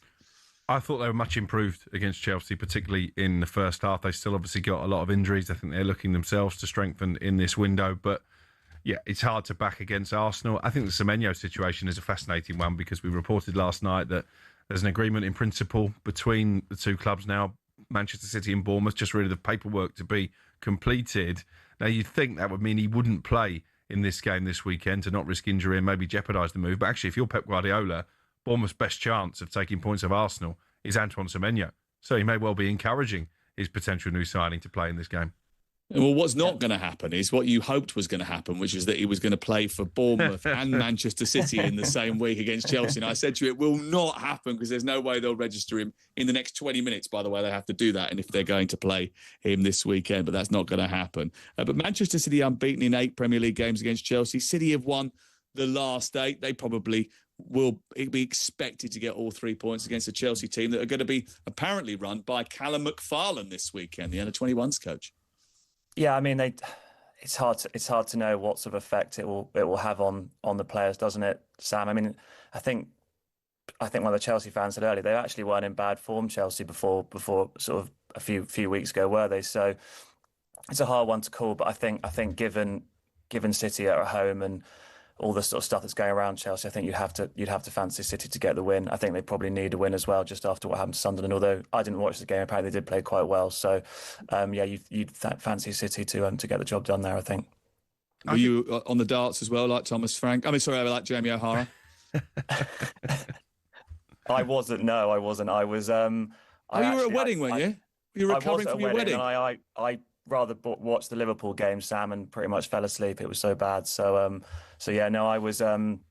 I was actually looking after our new puppy last night. So that's what that took up most of my evening. Unfortunately, football's taking a bit of a backseat at the moment. So, I'm sure Crook's all over that. Not my idea of fun, but each to their own, as they say. Yeah, no. Should we turn our attention quickly to golden goals as opposed to golden retrievers? And I'm delighted to say that we've put money on the board in the last few weeks. Crook, how much have you put into the pot, Crook? I just want to check. It's been a struggle. I've had a few near misses, but yeah, this week is the week it all turns. I've gone for a bold one this week, as Charlie will tell you in a moment. I'll just quickly run through the sort of, for everyone who doesn't know about golden goals, guys. Yeah, it's our free-to-play game on the Apple website. No deposit required, and you can win up to 250 grand if you get 6 correct scores across the Premier League fixtures this weekend. And there's prizes from up to 2 correct scores. So yeah, you can win some free bets, etc., from 2 correct scores. I think we've put 2.5 grand in the pot so far, and for every prediction you guys get right on the show, we're donating 500 quid to prostate cancer. So, as Crookie says, hopefully we can build a bit more into the pot. Sam, we'll start with you. Potentially quite an interesting game at Villa Park as Forest travel to face Aston Villa.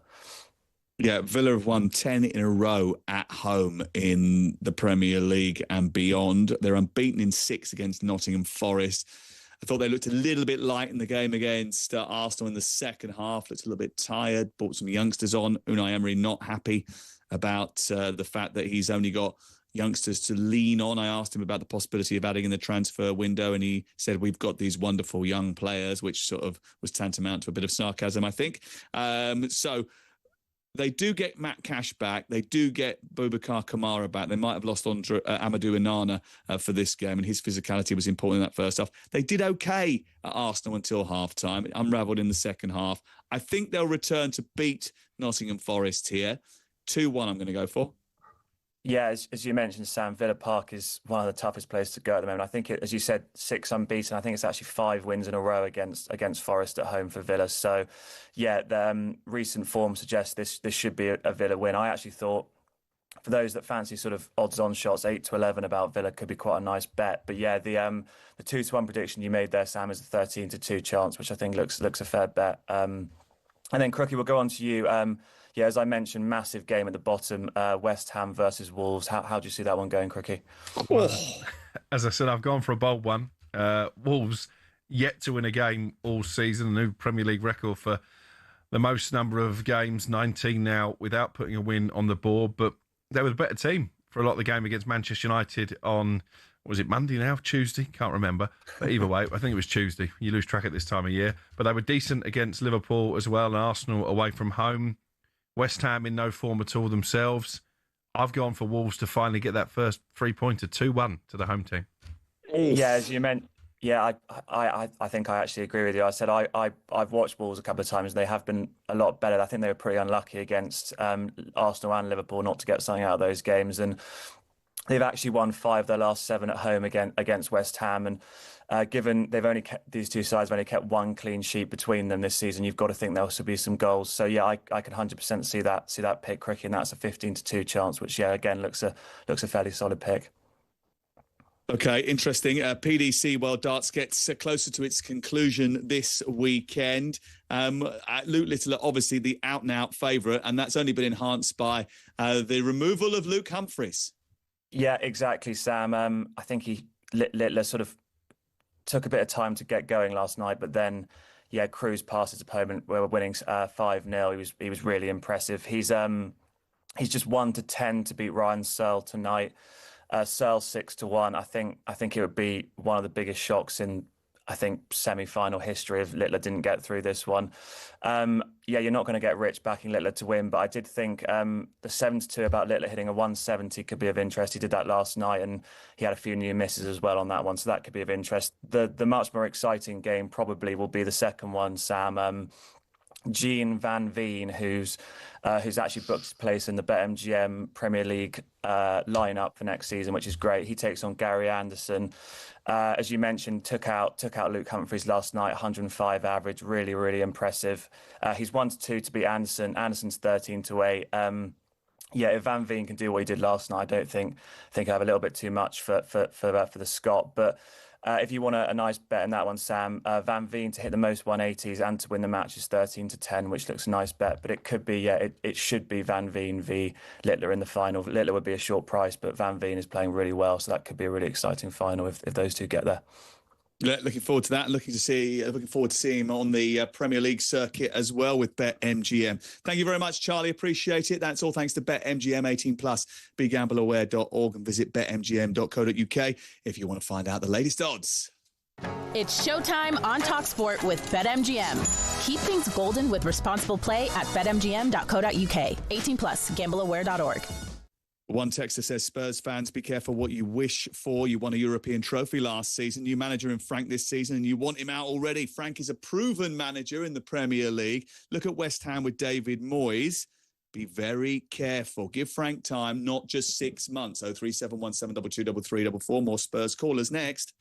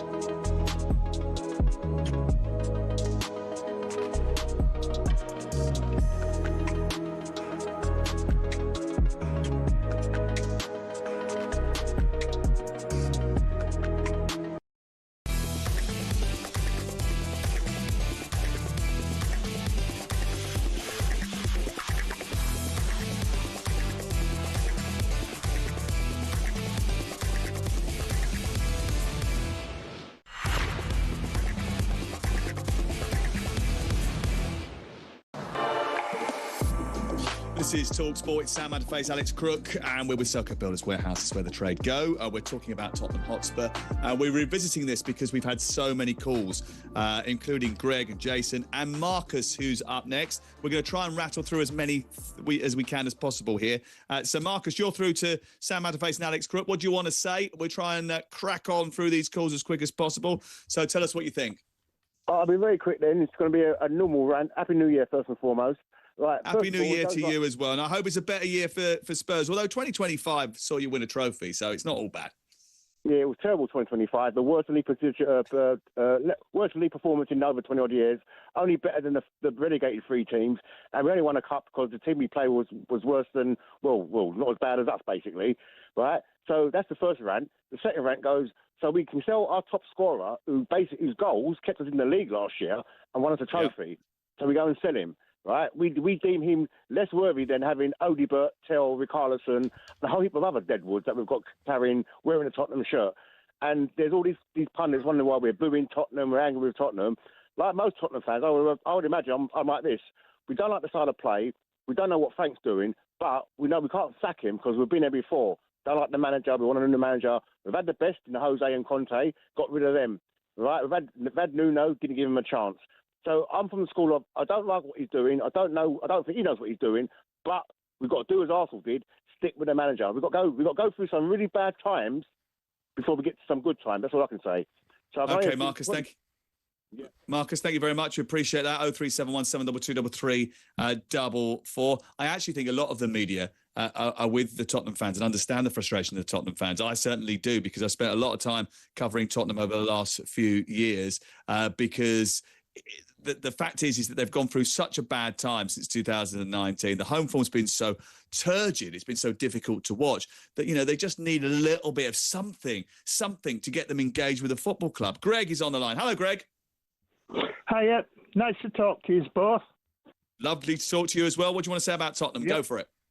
Yeah, I think it's multi-layered, this thing. I mean, my first problem, I've followed Spurs since I was 8 years old. I'm 68 now. I live up north. I can't get down much to see them, but what you call it, I don't think it's an accident. When you see Spurs in the 60s, 70s, and even early 80s, we smashed the transfer record. Paul Gascoigne, Martin Peters, Jimmy Greaves, Martin Chivers. We won trophies. It ain't happening now. But my biggest beef is how Spurs went out against Arsenal and played. Yeah. You can't tell me them Tottenham players went out full of confidence and everything to get a result and believe in themselves.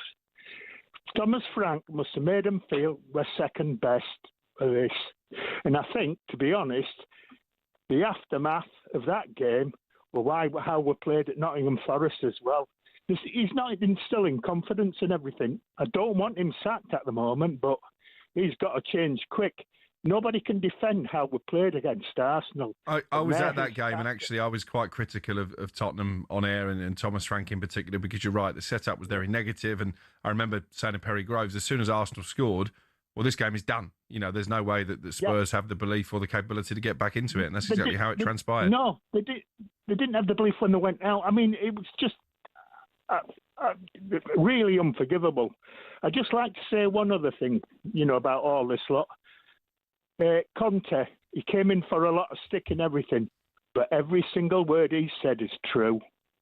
Which is quite concerning, isn't it? I remember being on the end of that interview when he said it. Thank you very much, Greg. Appreciate that. 03717222344. When our two best players are centre-backs, you're never going to be the best going forward. The years of bad recruitment are catching up with us now, says Jack. Some of the signings have been the worst in the league. Porro, Vicario, Odebird, simply not good enough. Frank was brought in to stop conceding a bucket load of goals. He has to be given a chance, and keeping Ange would have been lunacy. Sam, hello, lads. Frank out last night's game, arguably the worst game of recent history. He doesn't have the mentality to manage a club that has ambitions to win silverware. 4 points off the top 5, get him out and save the season. Do the club have ambitions to win silverware? Maybe, but they haven't really invested in the squad. It doesn't suggest that that's the case. I have one question, which I now believe sums up Spurs right now and shows exactly where we are as a club. How many sides in the Premier League would be happy for their goalkeeper to get booked for time wasting on 69 minutes in a 0-0 at Brentford? That speaks volumes and shows you everything you need to know about the ambition of sporting success. That's from Wesley. 03717 2233 Jason, hello. Good morning. Happy New Year to you all. Happy New Year to you. I don't know where to start, really. Let me start like this. I didn't want Thomas Frank in the first place because for me, Thomas Frank was a bit like signing Jerry Francis. He did very well. Well, it might be harsh, but it's reality because he did. What's he done, Thomas Frank, as a manager to be proven that he should be managing what Spurs fans see as a top 4 club? You're not a top 4 club, are you? How many times in the Premier League era have you been a top 4 club? But the fact is that the expectation is for Tottenham to be up there. And where does that expectation come from? All those trophies you've won over the last few decades? It comes from the history of Tottenham Hotspur. It comes from the fact we're in £1 billion stadium. It comes from the fact of our training ground. And it comes from the fact of what everyone's been talking about our past, about the great players that we've had at that club and everything that's gone through that club. You haven't got many great players now. Do you think you've got the squad to be competing at the top end of the table now? Well, we haven't got the squad in the reality of it. Therefore, it's not the manager's fault, is it? But you didn't ask me whose fault it is. I didn't want Thomas Frank as the manager of Tottenham Hotspur. Who did you want? Well, personally, I thought it was a bit of a bizarre move when you've got a manager that has got a proven track record of winning, and he did win us our first trophy in 1,000,000 years. I felt that he deserved to keep his job. You finished 17th. Well, where are we going to finish this season with Thomas Frank? You're not going to finish 17th. I'll have a little wager with you that. No chance you finish as low as 17th with Thomas Frank. Look, I actually don't. Postecoglou couldn't go to Brentford and grind out a 0-0. No, you're right. But then the fans would probably turn around and said, well, at least we didn't play the way we played. The fans wanted him gone at the end of the season because you conceded too many goals.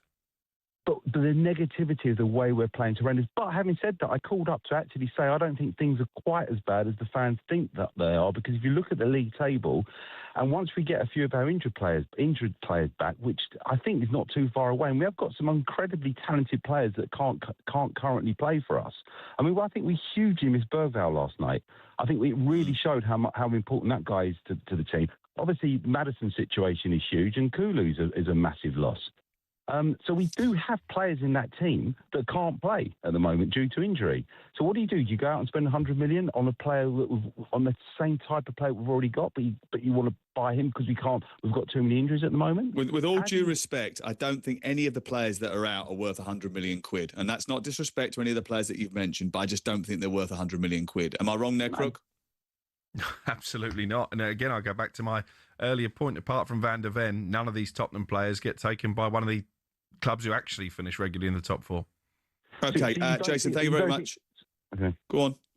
You don't get a World Cup winner. A World Cup winner wouldn't go to another top European club. I think Romero is a big problem, and I know Stuart Pearce, who knows a bit more about defending than I do, feels exactly the same. He's articulated that on air. I think he's a liability, Romero. Interesting. But Thomas keeps playing him when he's got other defenders he could play, yet Thomas is a great manager. So what does that say about Thomas Frank? 03717 223344. Jason, thank you very much for your call. Appreciate that. You can text us 81089 as well. Interesting points from Jason there. Be interesting to see what the Tottenham fans make of that. It's been a good debate so far. We're going to talk about darts in the next section of the programme because Van Veen beat Luke Humphries last night and didn't just beat him. He absolutely thrashed him, didn't he? How much of an upset is that? We'll discuss it with Chris Murphy next.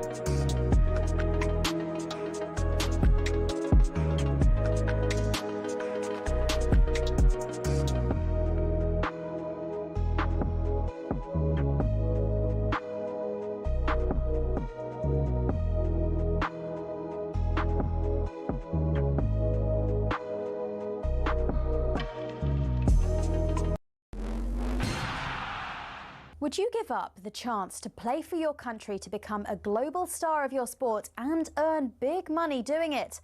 Well, that's the choice facing rugby players right now because of the proposed new R360 League. Led by 2003 World Cup winner Mike Tindall, it's already being backed by major investors. Its goal? Turn rugby union into franchises, not clubs, add some serious cash and a bit of razzmatazz. Or in their words, make the game more watchable, accessible and entertaining, especially for younger audiences. But there's been a huge pushback, a massive no way from the current game. So what exactly is R360 and why is it controversial? Rugby union is facing challenges on a domestic level right now. There's huge financial instability across even top-tier clubs.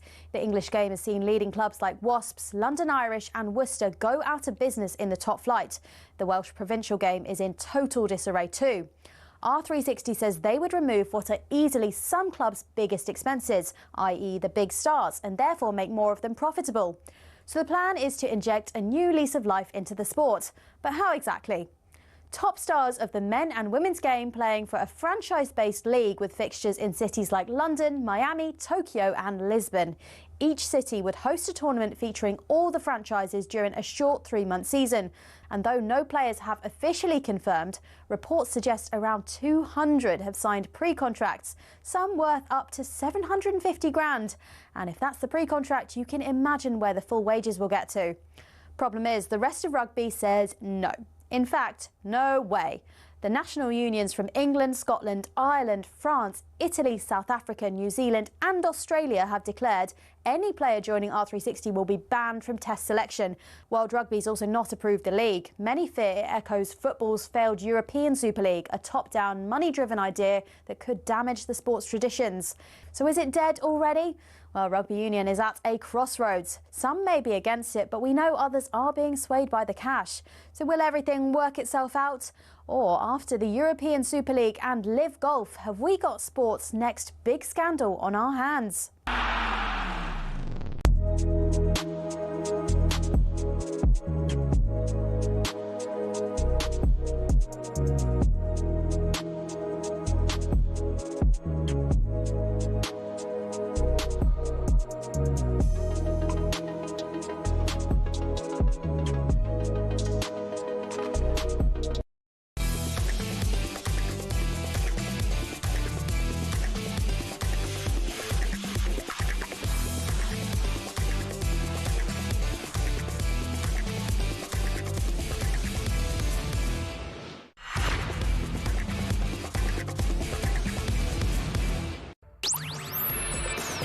Very good afternoon to you. Happy New Year, wherever you are. Thank you very much for joining us. This is talkSPORT, and we're live right the way through till 1 o'clock this afternoon. We've got loads of live sport over the weekend, and there will be a lot of focus on Alexandra Palace, where the darts comes to its conclusion. The semi-finals are set after Gian Van Veen knocked out the world number 2, Luke Humphries, out of the World Championships. I'm delighted to say our darts commentator and reporter Chris Murphy joins us on the line now from Ali Pali. A very good afternoon to you. Thanks for coming on. Yeah, good afternoon. Listen, talk to me through that game last night, because we weren't expecting Luke Humphries to go out in this sort of manner. How much of an upset was it? Exactly that, yeah. A lot of people thought it might be a close game, which Gian Van Veen could possibly win, but nobody thought he's going to win it by 5-1. Looking at the stats after that round as well, Luke Humphries didn't play badly. He had the second highest average of all of the quarter-finalists, 101, but Gian Van Veen averaged 105, won all the big moments in the match, and just put on a performance that shows that he is ready to go and become world champion. There was a few moments during the game where Luke looked as if he lost his head a little bit, especially early in the match. What was that all about? So in the first set, it went to a decider. Humphries didn't have a very good leg, but then almost snatched it with a big finish on the bullseye. He just missed it. Van Veen stepped in and took it out. And for the first time really in the tournament, Humphries was walking off stage, shaking his head, kind of muttering to himself. And Van Veen himself in his post-match press conference said that he felt Luke Humphries' body language change. And there was times in the match when he was he wasn't throwing darts away. As I said, he played very well in the match. But Van Veen said, you know what, I felt like I've got you. I can beat you now. And he really fed off that and got better and better as the game went on. So, yeah, it was minor from Humphries, but enough for his opponent to feed off. Luke Littler was obviously a heavy odds-on favourite even before these quarter-finals. I guess the fact that his main rival for the Championship pre-tournament is now out, it's his to lose, isn't it? I mean, is there any way that you see that he gets turned over tonight in his semi-final, and can either Anderson or Van Veen cause him any problems come the final? Yeah, I mean, it's an interesting question. Ryan Searle has, he went on a 17-set unbeaten streak in this tournament. So he lost a couple of sets in his quarterfinals to Johnny Clayton. But he was really performing above all expectations. I think, as you often see, we saw it with Justin Hood against Gary Anderson, that the players that are unexpectedly in those positions kind of hit a wall at some point. I think that happens to Ryan Searle tonight against Luke Littler. But if Van Veen makes it, if he can reproduce the kind of performance that he did against Humphries, he could cause Luke Littler a world of problems. And then Gary Anderson's kind of the joker in the pack, isn't he? He's kind of going through it carefree. It's 10 years since he last won a world title. Who knows if he were to get there? He keeps saying that he's not going to win it. He's not going to play in the Premier League if he does win it and all that kind of thing. But deep down, I think he's hungry for this now because it is a young man's game, and the 55-year-old is hoping to become the oldest world darts champion. I think that's the quite key, isn't it? He's playing it in a certain way to play everything down, just sort of almost say, I'm just happy to be here. I don't really need to do this. You know, everybody else is more dealing with more pressure than I am. And he's taking the pressure off himself a little bit. And that could help. I wonder what would happen in the final if you ended up with Anderson and Littler. Well, I was going to say that because he'll have the crowd tonight, Anderson, won't he? And actually, I think that's the point that Sam's making. If it came to that in the final, I think the bulk of the crowd would probably be on the side of the Scotsman. I think so as well. I mean, we saw that the match with Littler and Rob Cross where he was a bit outspoken at the end. All the crowd were against him, or some of the crowd were against him. He took it as all the crowd were against him in that game. They were fine for him yesterday, but he wasn't playing a player as popular as Gary Anderson. I think it's a fair point. Everyone wants to see this kind of fairy tale, this sort of Rocky Balboa type story of the old fighter coming back for the last time and winning it again 10 years on from his second world title. And interestingly, actually, if Littler makes the final, he'd be the first player to make 3 consecutive World Championship finals since Gary Anderson did it in 15, 16 and 17. So it would be an incredible story. I just think that Van Veen might be too strong for Anderson tonight. What do you think about Luke Littler and his idea of sort of falling out with the crowd, then making amends with them yesterday? How good is he for darts right now? Because one of the suggestions is the reason that people were not necessarily behind him was because he's almost too good. I think what he's done for darts in the last couple of years has elevated the sport to another level. Let's not forget darts was already growing before Luke Littler emerged. It was already on some metrics the second most popular sport in this country, but he's just accelerated that growth. I don't think we'd have the £1 million prize money for the winner this year if it wasn't for what Luke Littler had done in the last couple of years. He told the crowd that, didn't he? No uncertain terms. Certainly did. They're the ones paying it, yeah. But yeah, I don't know. I think it was an emotional outburst. He hasn't gone as far as saying it was a mistake and he's apologised for it. But I think he let his darts do the talking yesterday, and that's kind of what he needs to keep doing. Because if he hits 170 finishes like he did, if he gets a 9-darter, he'd give him a bit back, of course, because somebody in the crowd will win £60,000 if he hits a 9-dart finish. But if he does stuff like that, people are just going to get won over because they sat there thinking, we are watching a special talent here. And I think that's the way to keep the crowd with him rather than with what he says. There is a small part of me, though, and I love Luke Littler. I think he's been brilliant for the sport. But it's that underdog mentality. I would like to see a new champion.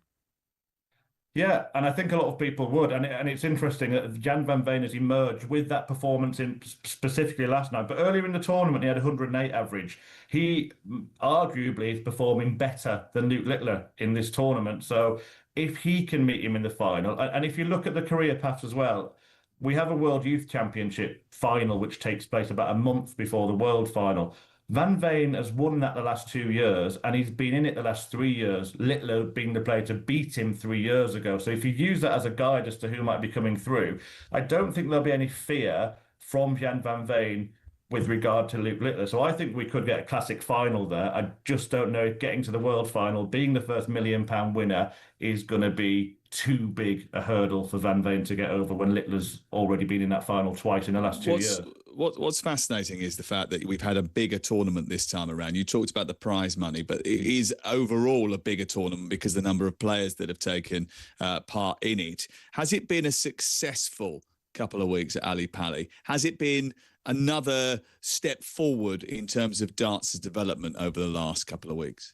I think so. When you look at some of the stories from players internationally, we had a couple of players. We had the first ever Kenyan player, David Manua, got a win against Mike Dideka, who's a major champion. That's a huge boost for darts in Africa. The PDC are investing a lot of money now in these affiliate tours around the globe. So they're trying to make it a truly global sport now, rather than based predominantly in the UK and mainland Europe.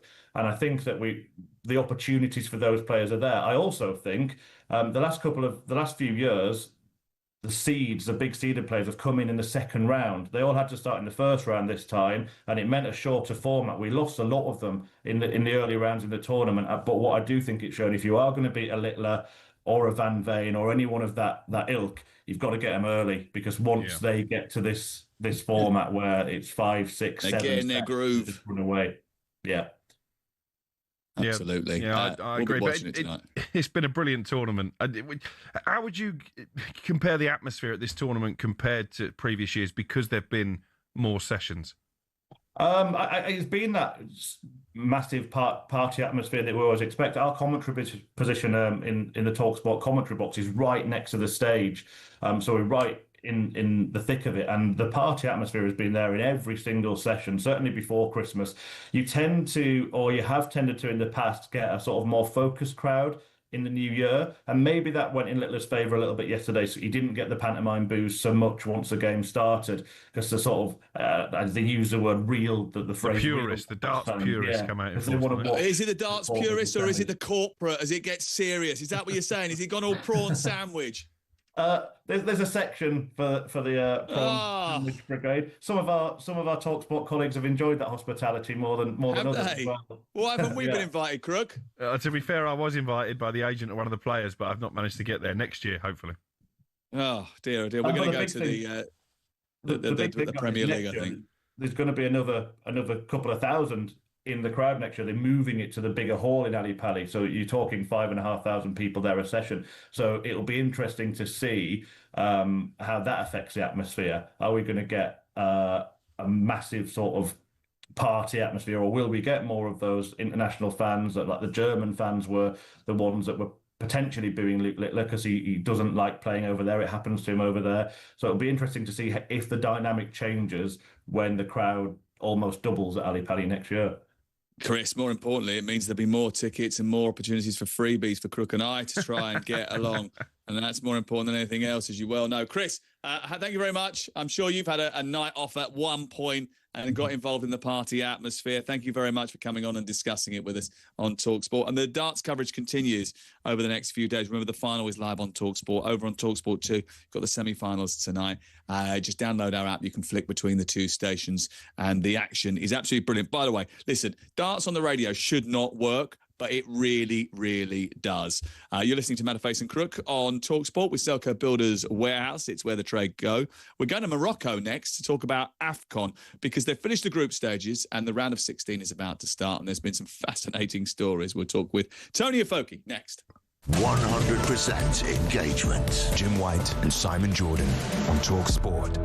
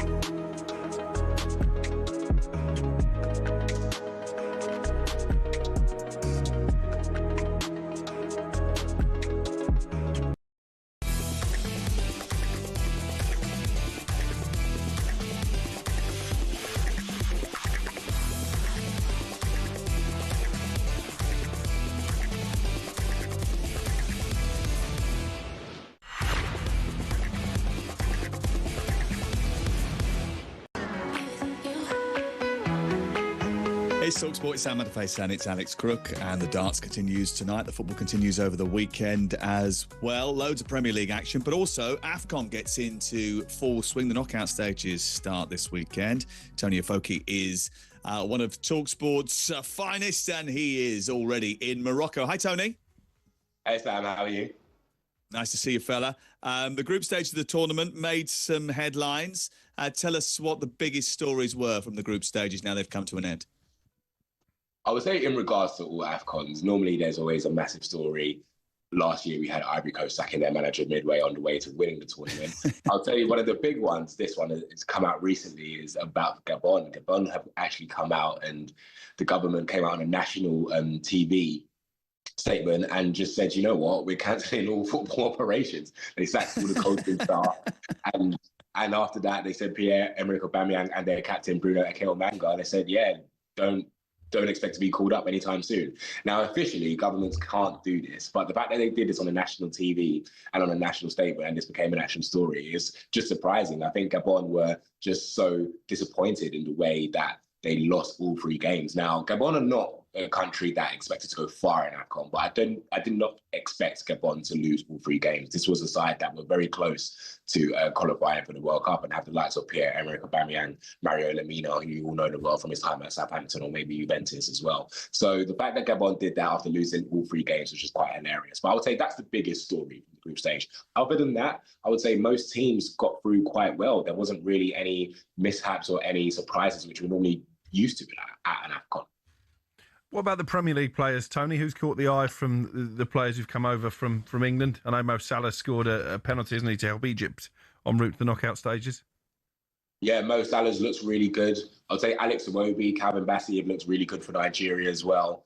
Do you know what? I was watching Tunisia and Hannibal Mejri of formerly Man United and Burnley. I would say most of the Premier League players have looked really, really good. And I would say normally, because the thing of watching AFCONs over the years, the Premier League players don't tend to do that well, maybe because it's different climate mid-season. But one thing I will say that the pitches have been really nice. I remember speaking to Alex Iwobi and on the pitch in Fez, in which they played, and they said, you know what, the pitch is really nice. And this time you could see the difference between the Premier League players. Amad Diallo scored twice for Ivory Coast as well. So all the Premier League players have been doing well. Noah Siddiqui of Congo as well from Sunderland, he's been doing quite well. Talk to me about Tanzania. How on earth did they go through to the round of 16 when they didn't win a game? This is the thing with AFCON. When the tournament goes to 24 teams, you can get some surprise names in there. The fact that Mali didn't win a game, even though they drew, but if you have good goal difference, if you're one of the best third-place teams, you can find your way through. Mali only didn't win any games. It reminds me of the Portugal in Europe. Yeah, I was going to say Portugal game. Crazy. Exactly. They didn't win a single group stage game. They found themselves way. Unfortunately, they found themselves against Morocco at a big stadium. So I don't think they're going to get through in their round of 16. But it shows that, you know what, as long as you don't concede that many goals and you become one of the third best placed teams, you can find yourself in the knockout stage. Yeah, well, actually, Portugal went on and won that tournament as well. Senegal, Sudan, Mali, Tunisia are tomorrow's games. So just give us a little bit of a clue as to how you see those going. Mali, Tunisia is an interesting one. I think that's the most, out of all the ones, maybe South Africa as well against Cameroon will be interesting. But Mali, Tunisia is interesting because both sides quite have decent players. Mali, you've got Yiz Basuma, you've got Habib Diarra, Hannibal Mejri is Tunisia's star, and they completely love him as well. But one thing I will say is that when I went to Nigeria, Tunisia, because Tunisia is a North African country, which is not too far from Morocco, you're going to see a lot of Tunisian fans. It was like a home game for them, even though Nigeria dealt with them 3-2. So I expect that to be a really tough one. In regards to Senegal, Sudan, this is one of the best teams on paper at AFCON. And Sudan, who didn't even score a goal, they only scored an own goal and still found their way through to the round of 16. So I expect Senegal to go through there. But you never know. This is AFCON. There's always upsets. But Mali, Tunisia is going to be the one to look out for. That might go to extra time, I reckon. And looking further ahead, Sunday, South Africa against Cameroon in the round of 16. Next Tuesday, Ivory Coast against Burkina Faso. As a Manchester United fan, any chance either of those get knocked out? Because I tell you what, we could do with Ahmad and Mbumo back as soon as possible. Crookie, I'll be so real. I watched that Wolves game and I missed Brian Mbumo and Ahmad. I do think, you know what, Ivory Coast, let's be real, I don't think Burkina Faso do have good players, the likes of Edmond Tapsoba as well, Bertrand Traoré, Dango Ouattara. So Burkina Faso are not a bad side, but I do expect Ivory Coast to get the job done. South Africa, Cameroon is the one I'm looking forward to. I do think South Africa could win this game. Yeah. Just because South Africa are just such a unit. A lot of their players play in South Africa. A lot of their players play together, and they're a very hard team to go up against. And Cameroon, they're not the Cameroon that we all grew up with in the 2002, the Rigobert Song to Samuel Eto'o. They still have some good players with likes of Carlos Baleba, Brian and Bumo, but this isn't the same Cameroon side we once see. So I would not be surprised if South Africa go through. And as a United fan, Brian and Bumo back in time. Come on. That would be nice. Bafana. Come on. Yeah, he's going to go down and get himself a South Africa shirt now. Actually, the player that you missed the most over the last couple of games, it's game and a half actually, it all changed when Mason Mount came off against Newcastle. They were doing so well until he came off, Tony. Don't know if you noticed that. Oh, well, this is the thing. Yeah, he came off at half-time, and I know we made that bet how many years ago now? Maybe 3 years ago? Has it been that long since 2 years ago, give over. 2 years ago. There we go. 2 years ago we made that bet, and yeah, fair enough. But this is the thing with Man United, the fact that those players just are needed at the moment, and we can't even get the job done against a Wolves side. That shows that. I'm not even sure if Mason Mount played that game. I'm not even sure United go and win that game. If with those that watched it, it was just a terrible game all around. Yeah, South Africa, you mentioned them being a very good team, but Senegal a very good team as well. Are they favourites for this tournament, Senegal? I think they're favourites on paper. I think if everyone looks at that Senegal XI, you'll see all those players, the likes of Iliman Ndiaye, Sadio Mane, Ismaila Sarr, Nicholas Jackson, the attacking unit as well. A lot of their players, Pape Matar Sarr, El Hadji Diouf, Malik Traoré, there's so many players that play in Europe, you just expect them to go far in the tournament. That never seems to happen in AFCON, but they have looked good. I would say Senegal, one of the favourites. Nigeria, bias aside, I think are one of the favourites as well. They've looked really good. I've never seen Nigeria play this well in a group stage. I remember even though we got to the final in the last AFCON, we drew to Equatorial Guinea, we only just beat Ivory Coast, and it was more Nigeria's defensive resilience that got them towards the final. This time, they're playing two up top. They look really good. Osimhen looks on fire. Ademola looks like one of the best players of the tournament. So I would say Morocco, Nigeria, Senegal, maybe Algeria as well. Algeria have looked good as well. Riyad Mahrez looked good. Ryan Aït-Nouri as well. But I'll say those are the 4 teams that you don't want to face in this tournament. Okay, Tony, thank you very much. Appreciate you coming on all the way from Morocco. Safe travels around. I know you're enjoying yourself out there. And what's the weather like, by the way? Is it warm? Is it warmer than it is here? Because right now, today, there's snow and ice, and it is absolutely freezing. It's not snow. I'm looking out the window. It's a beautiful day in London. Oh, it's all right for you down there in London. Up here in Manchester, we've got snow, we've got frost. People have got trains cancelled and buses cancelled. I had to help my disabled mother-in-law out of a taxi earlier to make sure she didn't fall over because there was black ice on the road. It's a nightmare. Yeah, well, this is the thing. The weather was like that. Was at the start of the tournament. Opening game was just torrential rain.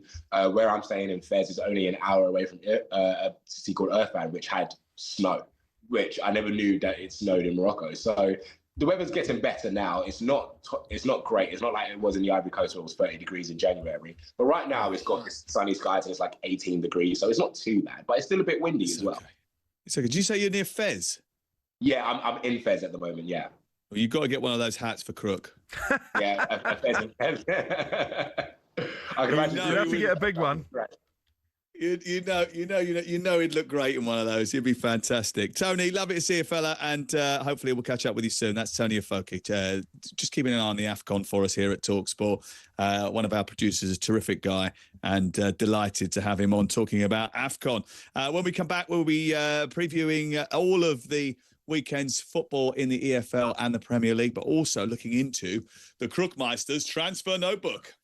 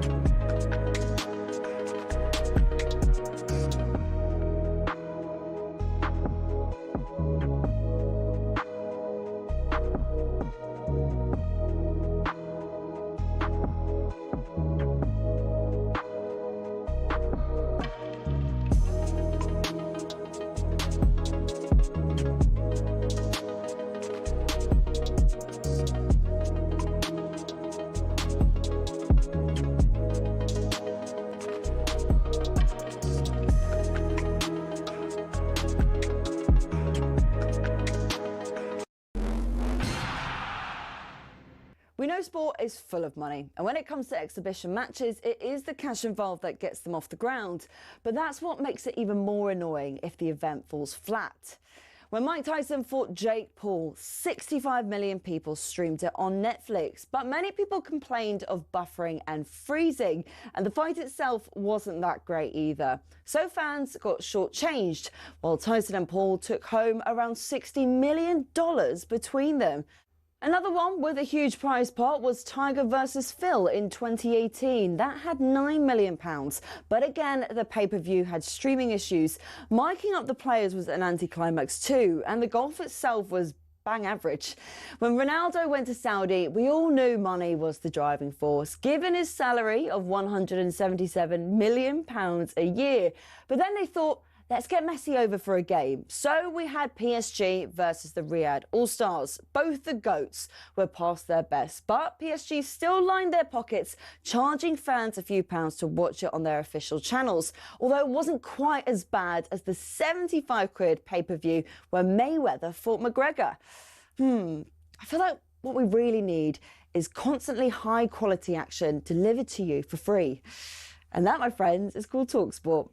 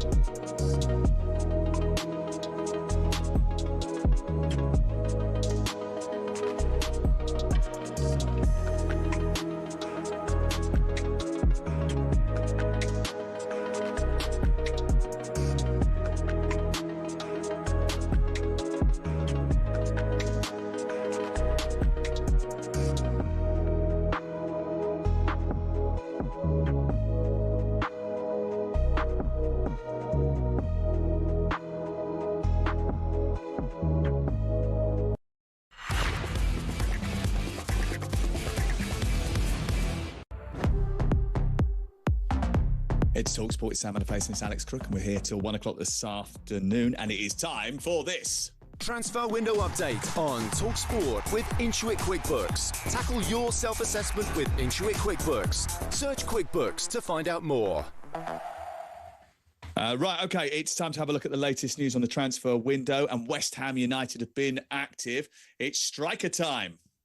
It is, both in terms of incomings and outgoings, because in the last few minutes, West Ham have confirmed the departure of Nicholas Füllkrug. He's joined AC Milan on loan initially until the end of this season. The deal does include an option to make the transfer permanent. We believe that option is only around £5 million. It's a case of 1 out, 2 in terms of strikers at West Ham. They've now agreed a fee for the Lazio forward Tati Castellanos. That is believed to be €29 million plus add-ons. There is a medical taking place, maybe in order to get him registered in time to play Wolves this weekend, which will be a big bonus. And he's not the only striker coming in. Pablo scored a lot of goals over in Portugal. We've been speaking about him in the last 48 hours.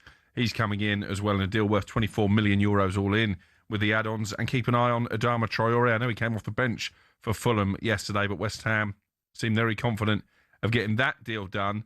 They're also in for Raheem Sterling, although my information is that he would prefer a permanent move as opposed to a loan. And actually, I think Fulham would be his preferred destination. Castellanos, playing for Lazio, as you say, in Italy, scored just 2 goals this season.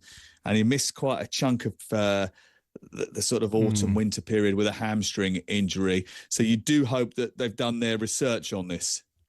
Yeah, especially when you look at the checkered history of West Ham number 9s, Nicholas Füllkrug, the latest to arrive to a bit of a fanfare. And I think you and I both felt that could be a good signing on the back of what he did at Dortmund and at the European Championships. Didn't work out for him, and he's not the only one, is he? Sebastian Haller, you've got Schumacher, who scored for Atalanta against Chelsea in the Champions League this season, but didn't really cut it at West Ham. So it does seem to be a little bit of a cursed position as far as West Ham are concerned. They would have to register him by 12 o'clock today, half an hour ago, if he was to play at the weekend. Yeah, so that would appear unlikely.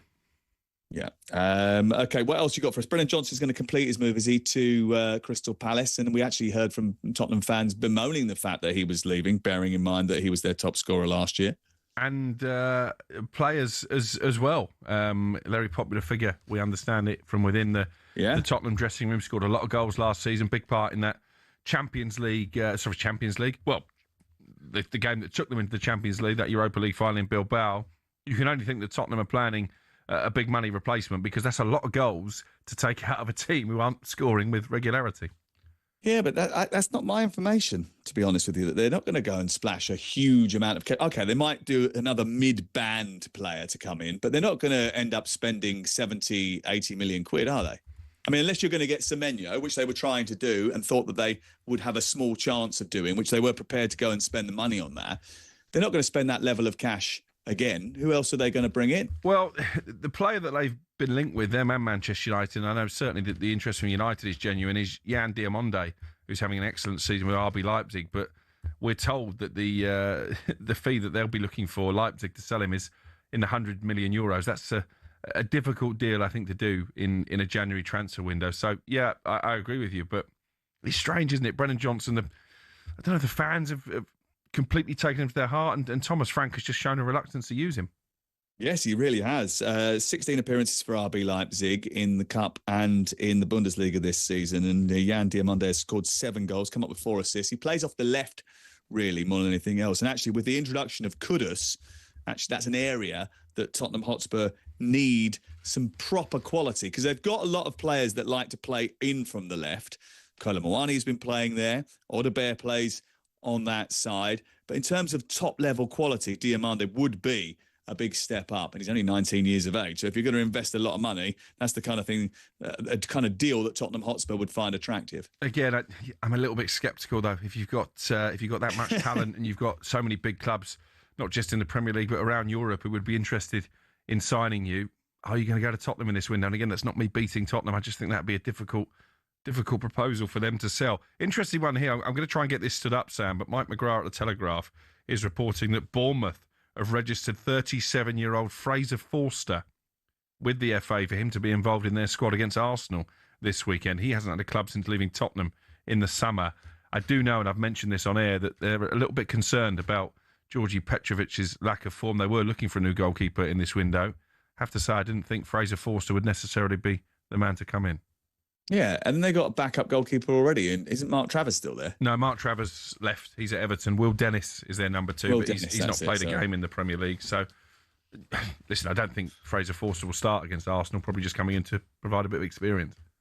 Okay, interesting stuff. What about Semenyo? How close are we to seeing that deal being ratified? Agreement in principle was what we were reporting yesterday. Yeah, I was told yesterday afternoon that the deal was at the sort of contract signing stage between the two clubs. So I think this one will happen pretty quickly now. I think it was always going to happen. It's just a case of finalising the makeup of how that £60 million plus add-ons release clause will be paid.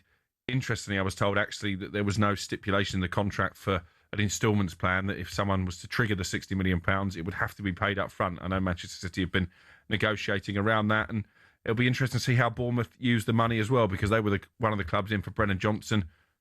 We know he's off to Crystal Palace now, but it does mean that they will have funds to spend in this window.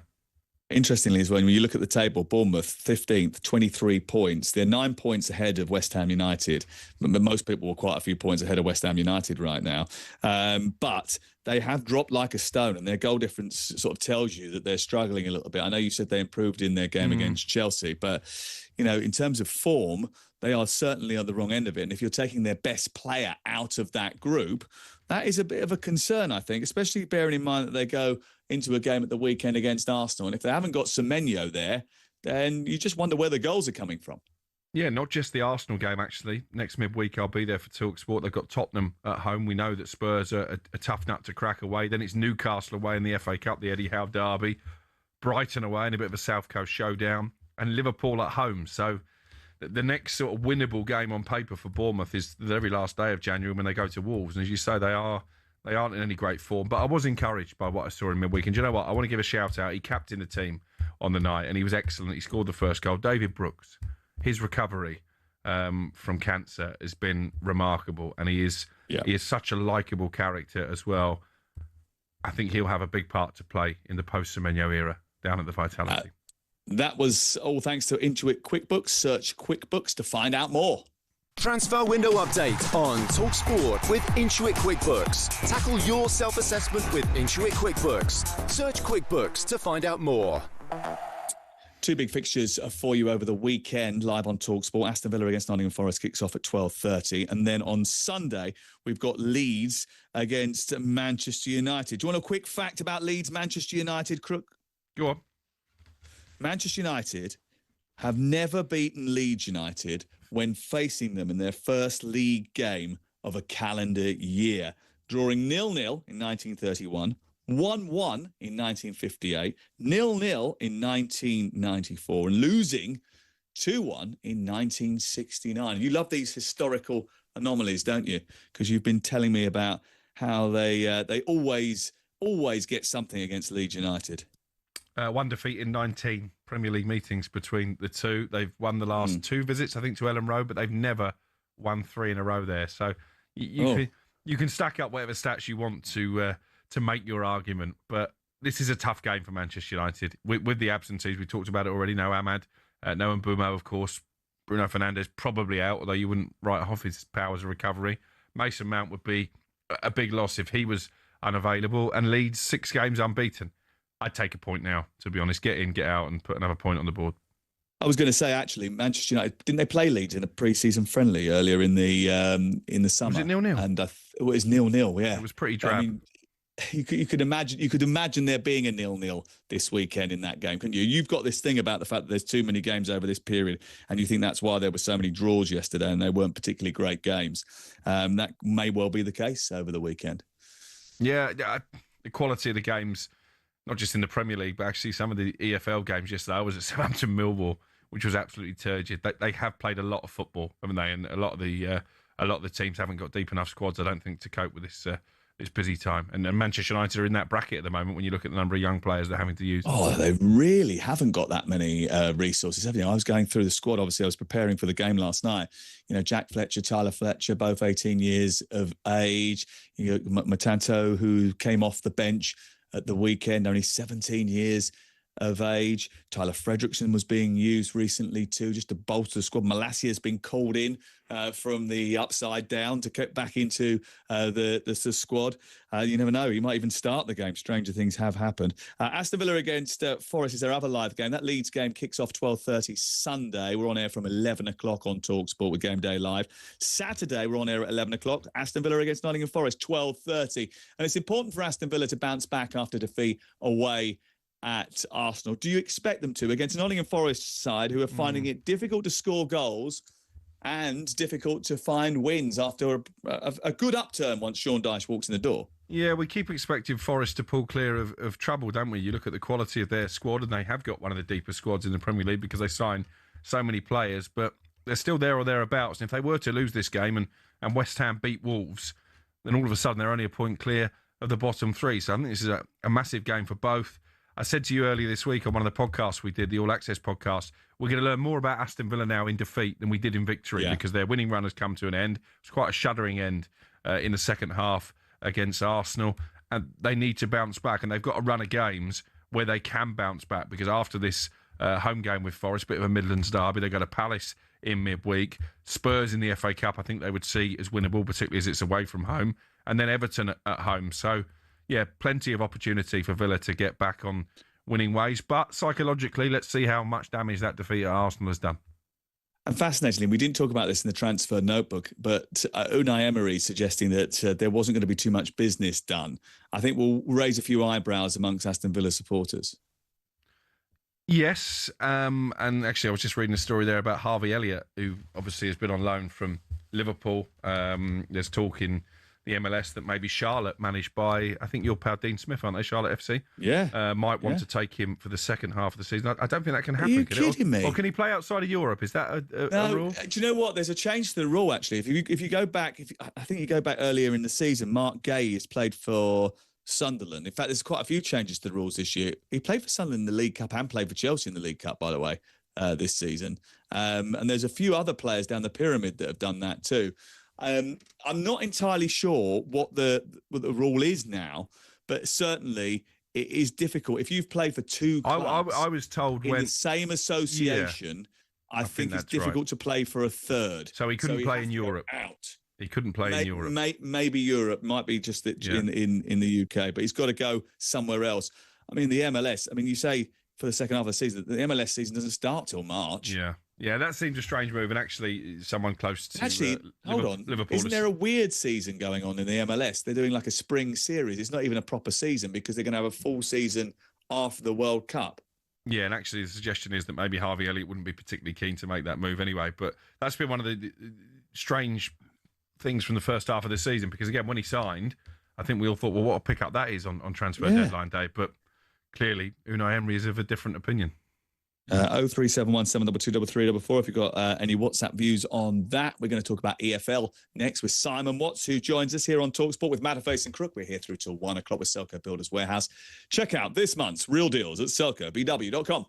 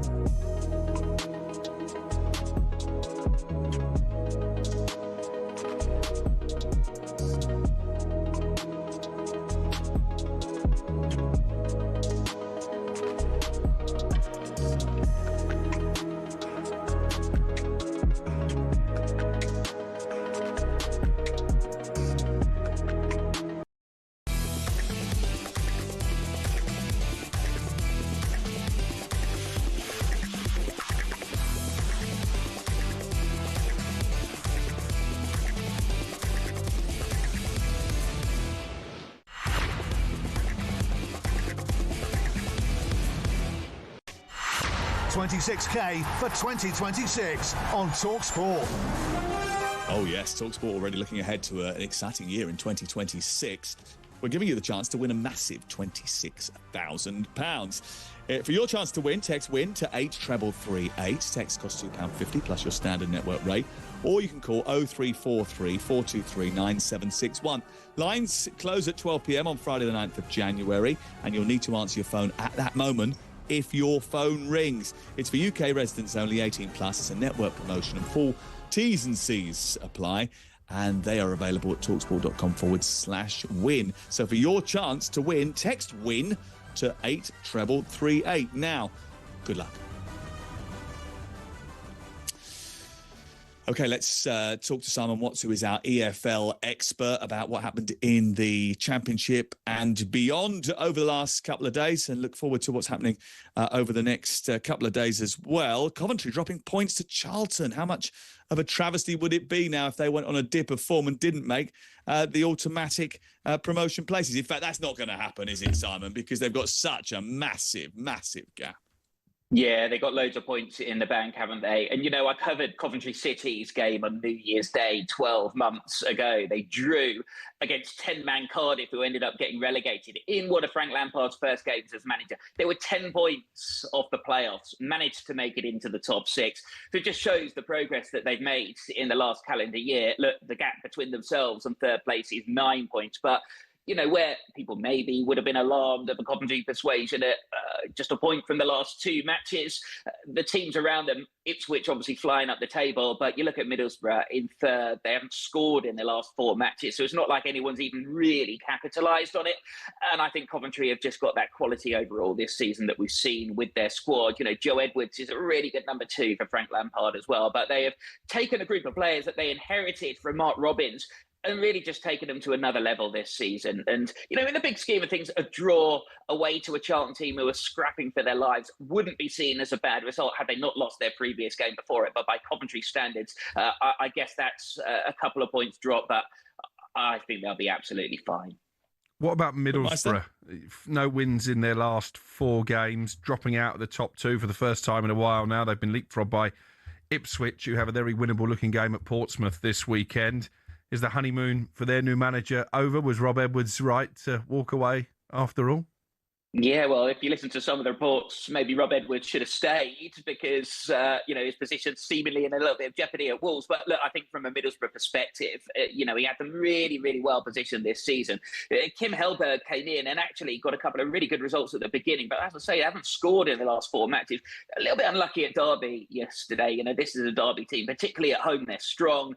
They're knocking on the playoff door themselves, which is quite a remarkable achievement for a Derby team who looks entrenched in a relegation battle in mid-October, but they had chances. They had some really, really good chances. The Derby goalkeeper had a worldie by all accounts and kept them at bay, and then they go and score with 20 minutes to go. But, you know, this is a manager who's come in, and look, I was looking through the stats of the Championship. There are 6 managers under the age of 40 in the Championship now. Could be more, depending on who Oxford appoint in the next week or so. And Kim Hellberg being one of them. And, you know, he's never experienced a festive fixture list like this. And as we know, it can make or break a season. Of course it can. Hat-trick hero yesterday, Tom Ince. He certainly knows what the festive period is like, and he's been around a very long time. Watford went fourth on goal difference as a result of that. But I think the bigger story here is about Chris Davis, because I wonder what his position is at Birmingham City, because they're quite demanding owners. They expected him to challenge for promotion this year. Are they going to do that? Doesn't look it at the moment. They're bottom half of the table, and you know the Birmingham fans wouldn't say they necessarily were turning on the manager, but there were quite audible chants of basically berating the sideways, backwards football that they are deemed to be playing at the moment. You know, this is an informed Watford team. They've won 4 on the spin, so it was never an easy game. But to go down 3-0 as they did, as you say, expectations going into the season. You know, I had Birmingham of the 2 promoted teams as the more likely to be challenging, just because I think they had a lot of top-end championship players that they brought up with them. And it's really tailed off. I mean, their away form has been quite atrocious, and they look far from a team capable of challenging at the moment. I do think it underlines that, people can really underestimate how difficult that step up is from League One to the Championship, even when you run away with over 100 points in the league. But Chris Davis is a manager who has the weight of expectation of high-profile owners. This is a particularly vulnerable time of year for managers, isn't it? Because if clubs are going to back a manager in the January transfer window, then they've got to kind of really guarantee they're going to be there for the rest of the season. Otherwise, why give them the resources to spend? And, that defeat, it made me feel old, actually, because I was looking at Tom Ince's stats. He hasn't scored a hat-trick in over a decade. And he's 34 next month. He's 34. I still think of him as that young lad who walked out of the, onto the pitch with Paul Ince. But, a hat-trick for him. And by the way, what a story Watford are. I remember when Javi Gracia returned to the club, serenaded by the Watford supporters. They quickly made the kind of managerial changes that they often make, but they love him there. They had Sangria, I think, served in the director's boxes in his first game back in charge. And, he's showing why they love him there. Maybe this could be a Watford manager for the long haul. I'm not sure there's such a thing as a Watford manager for the long haul. True. But just on Chris Davis very quickly, because I know we've got to go. I think both him and Ryan Mason, West Brom one place below Birmingham in the table, both under big pressure. Lee Carsley is a name that I've heard in regards to both those jobs, and you can certainly see the link when it comes to Birmingham City, can't you? Yeah, and he had a spell with Derby. Just a very quick one. I know we've got to go. I did the West Brom game yesterday. 9 away defeats in a row for West Bromwich Albion. You've got to feel quite sorry for Ryan Mason. I know the West Brom fans want him out, but they had a firefighting job in the summer. Had to get rid of players to stay the right side of PSR, and they're trying to build a young squad with a young manager there, having turned to Tony Mowbray last season for experience. You do just wonder what kind of direction they want to take the club in if they're not going to give a young manager the time to try and turn things around. Yeah, I think that's a good point, actually. And Ryan's a very, very amiable character. I hope that he ends up turning it around at West Bromwich Albion. A couple of lines just doing the rounds in the last few minutes. Pascal Gross has passed his medical ahead of a return to Brighton. talkSPORT understands that Brennan Johnson has done the same at Crystal Palace, and he should be available for that Newcastle game, which is quite fascinating. Pablo to West Ham, Crook, I know that you've reported in the last few minutes, is a done deal as well. Crookmeister, Happy New Year to you. Thank you very much. And you. Hopefully see you in person next week, will I?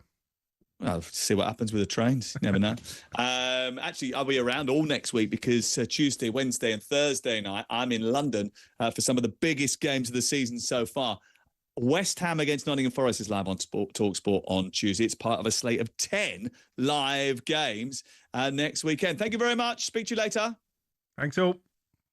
Charlie Baker and Max Rushton are next.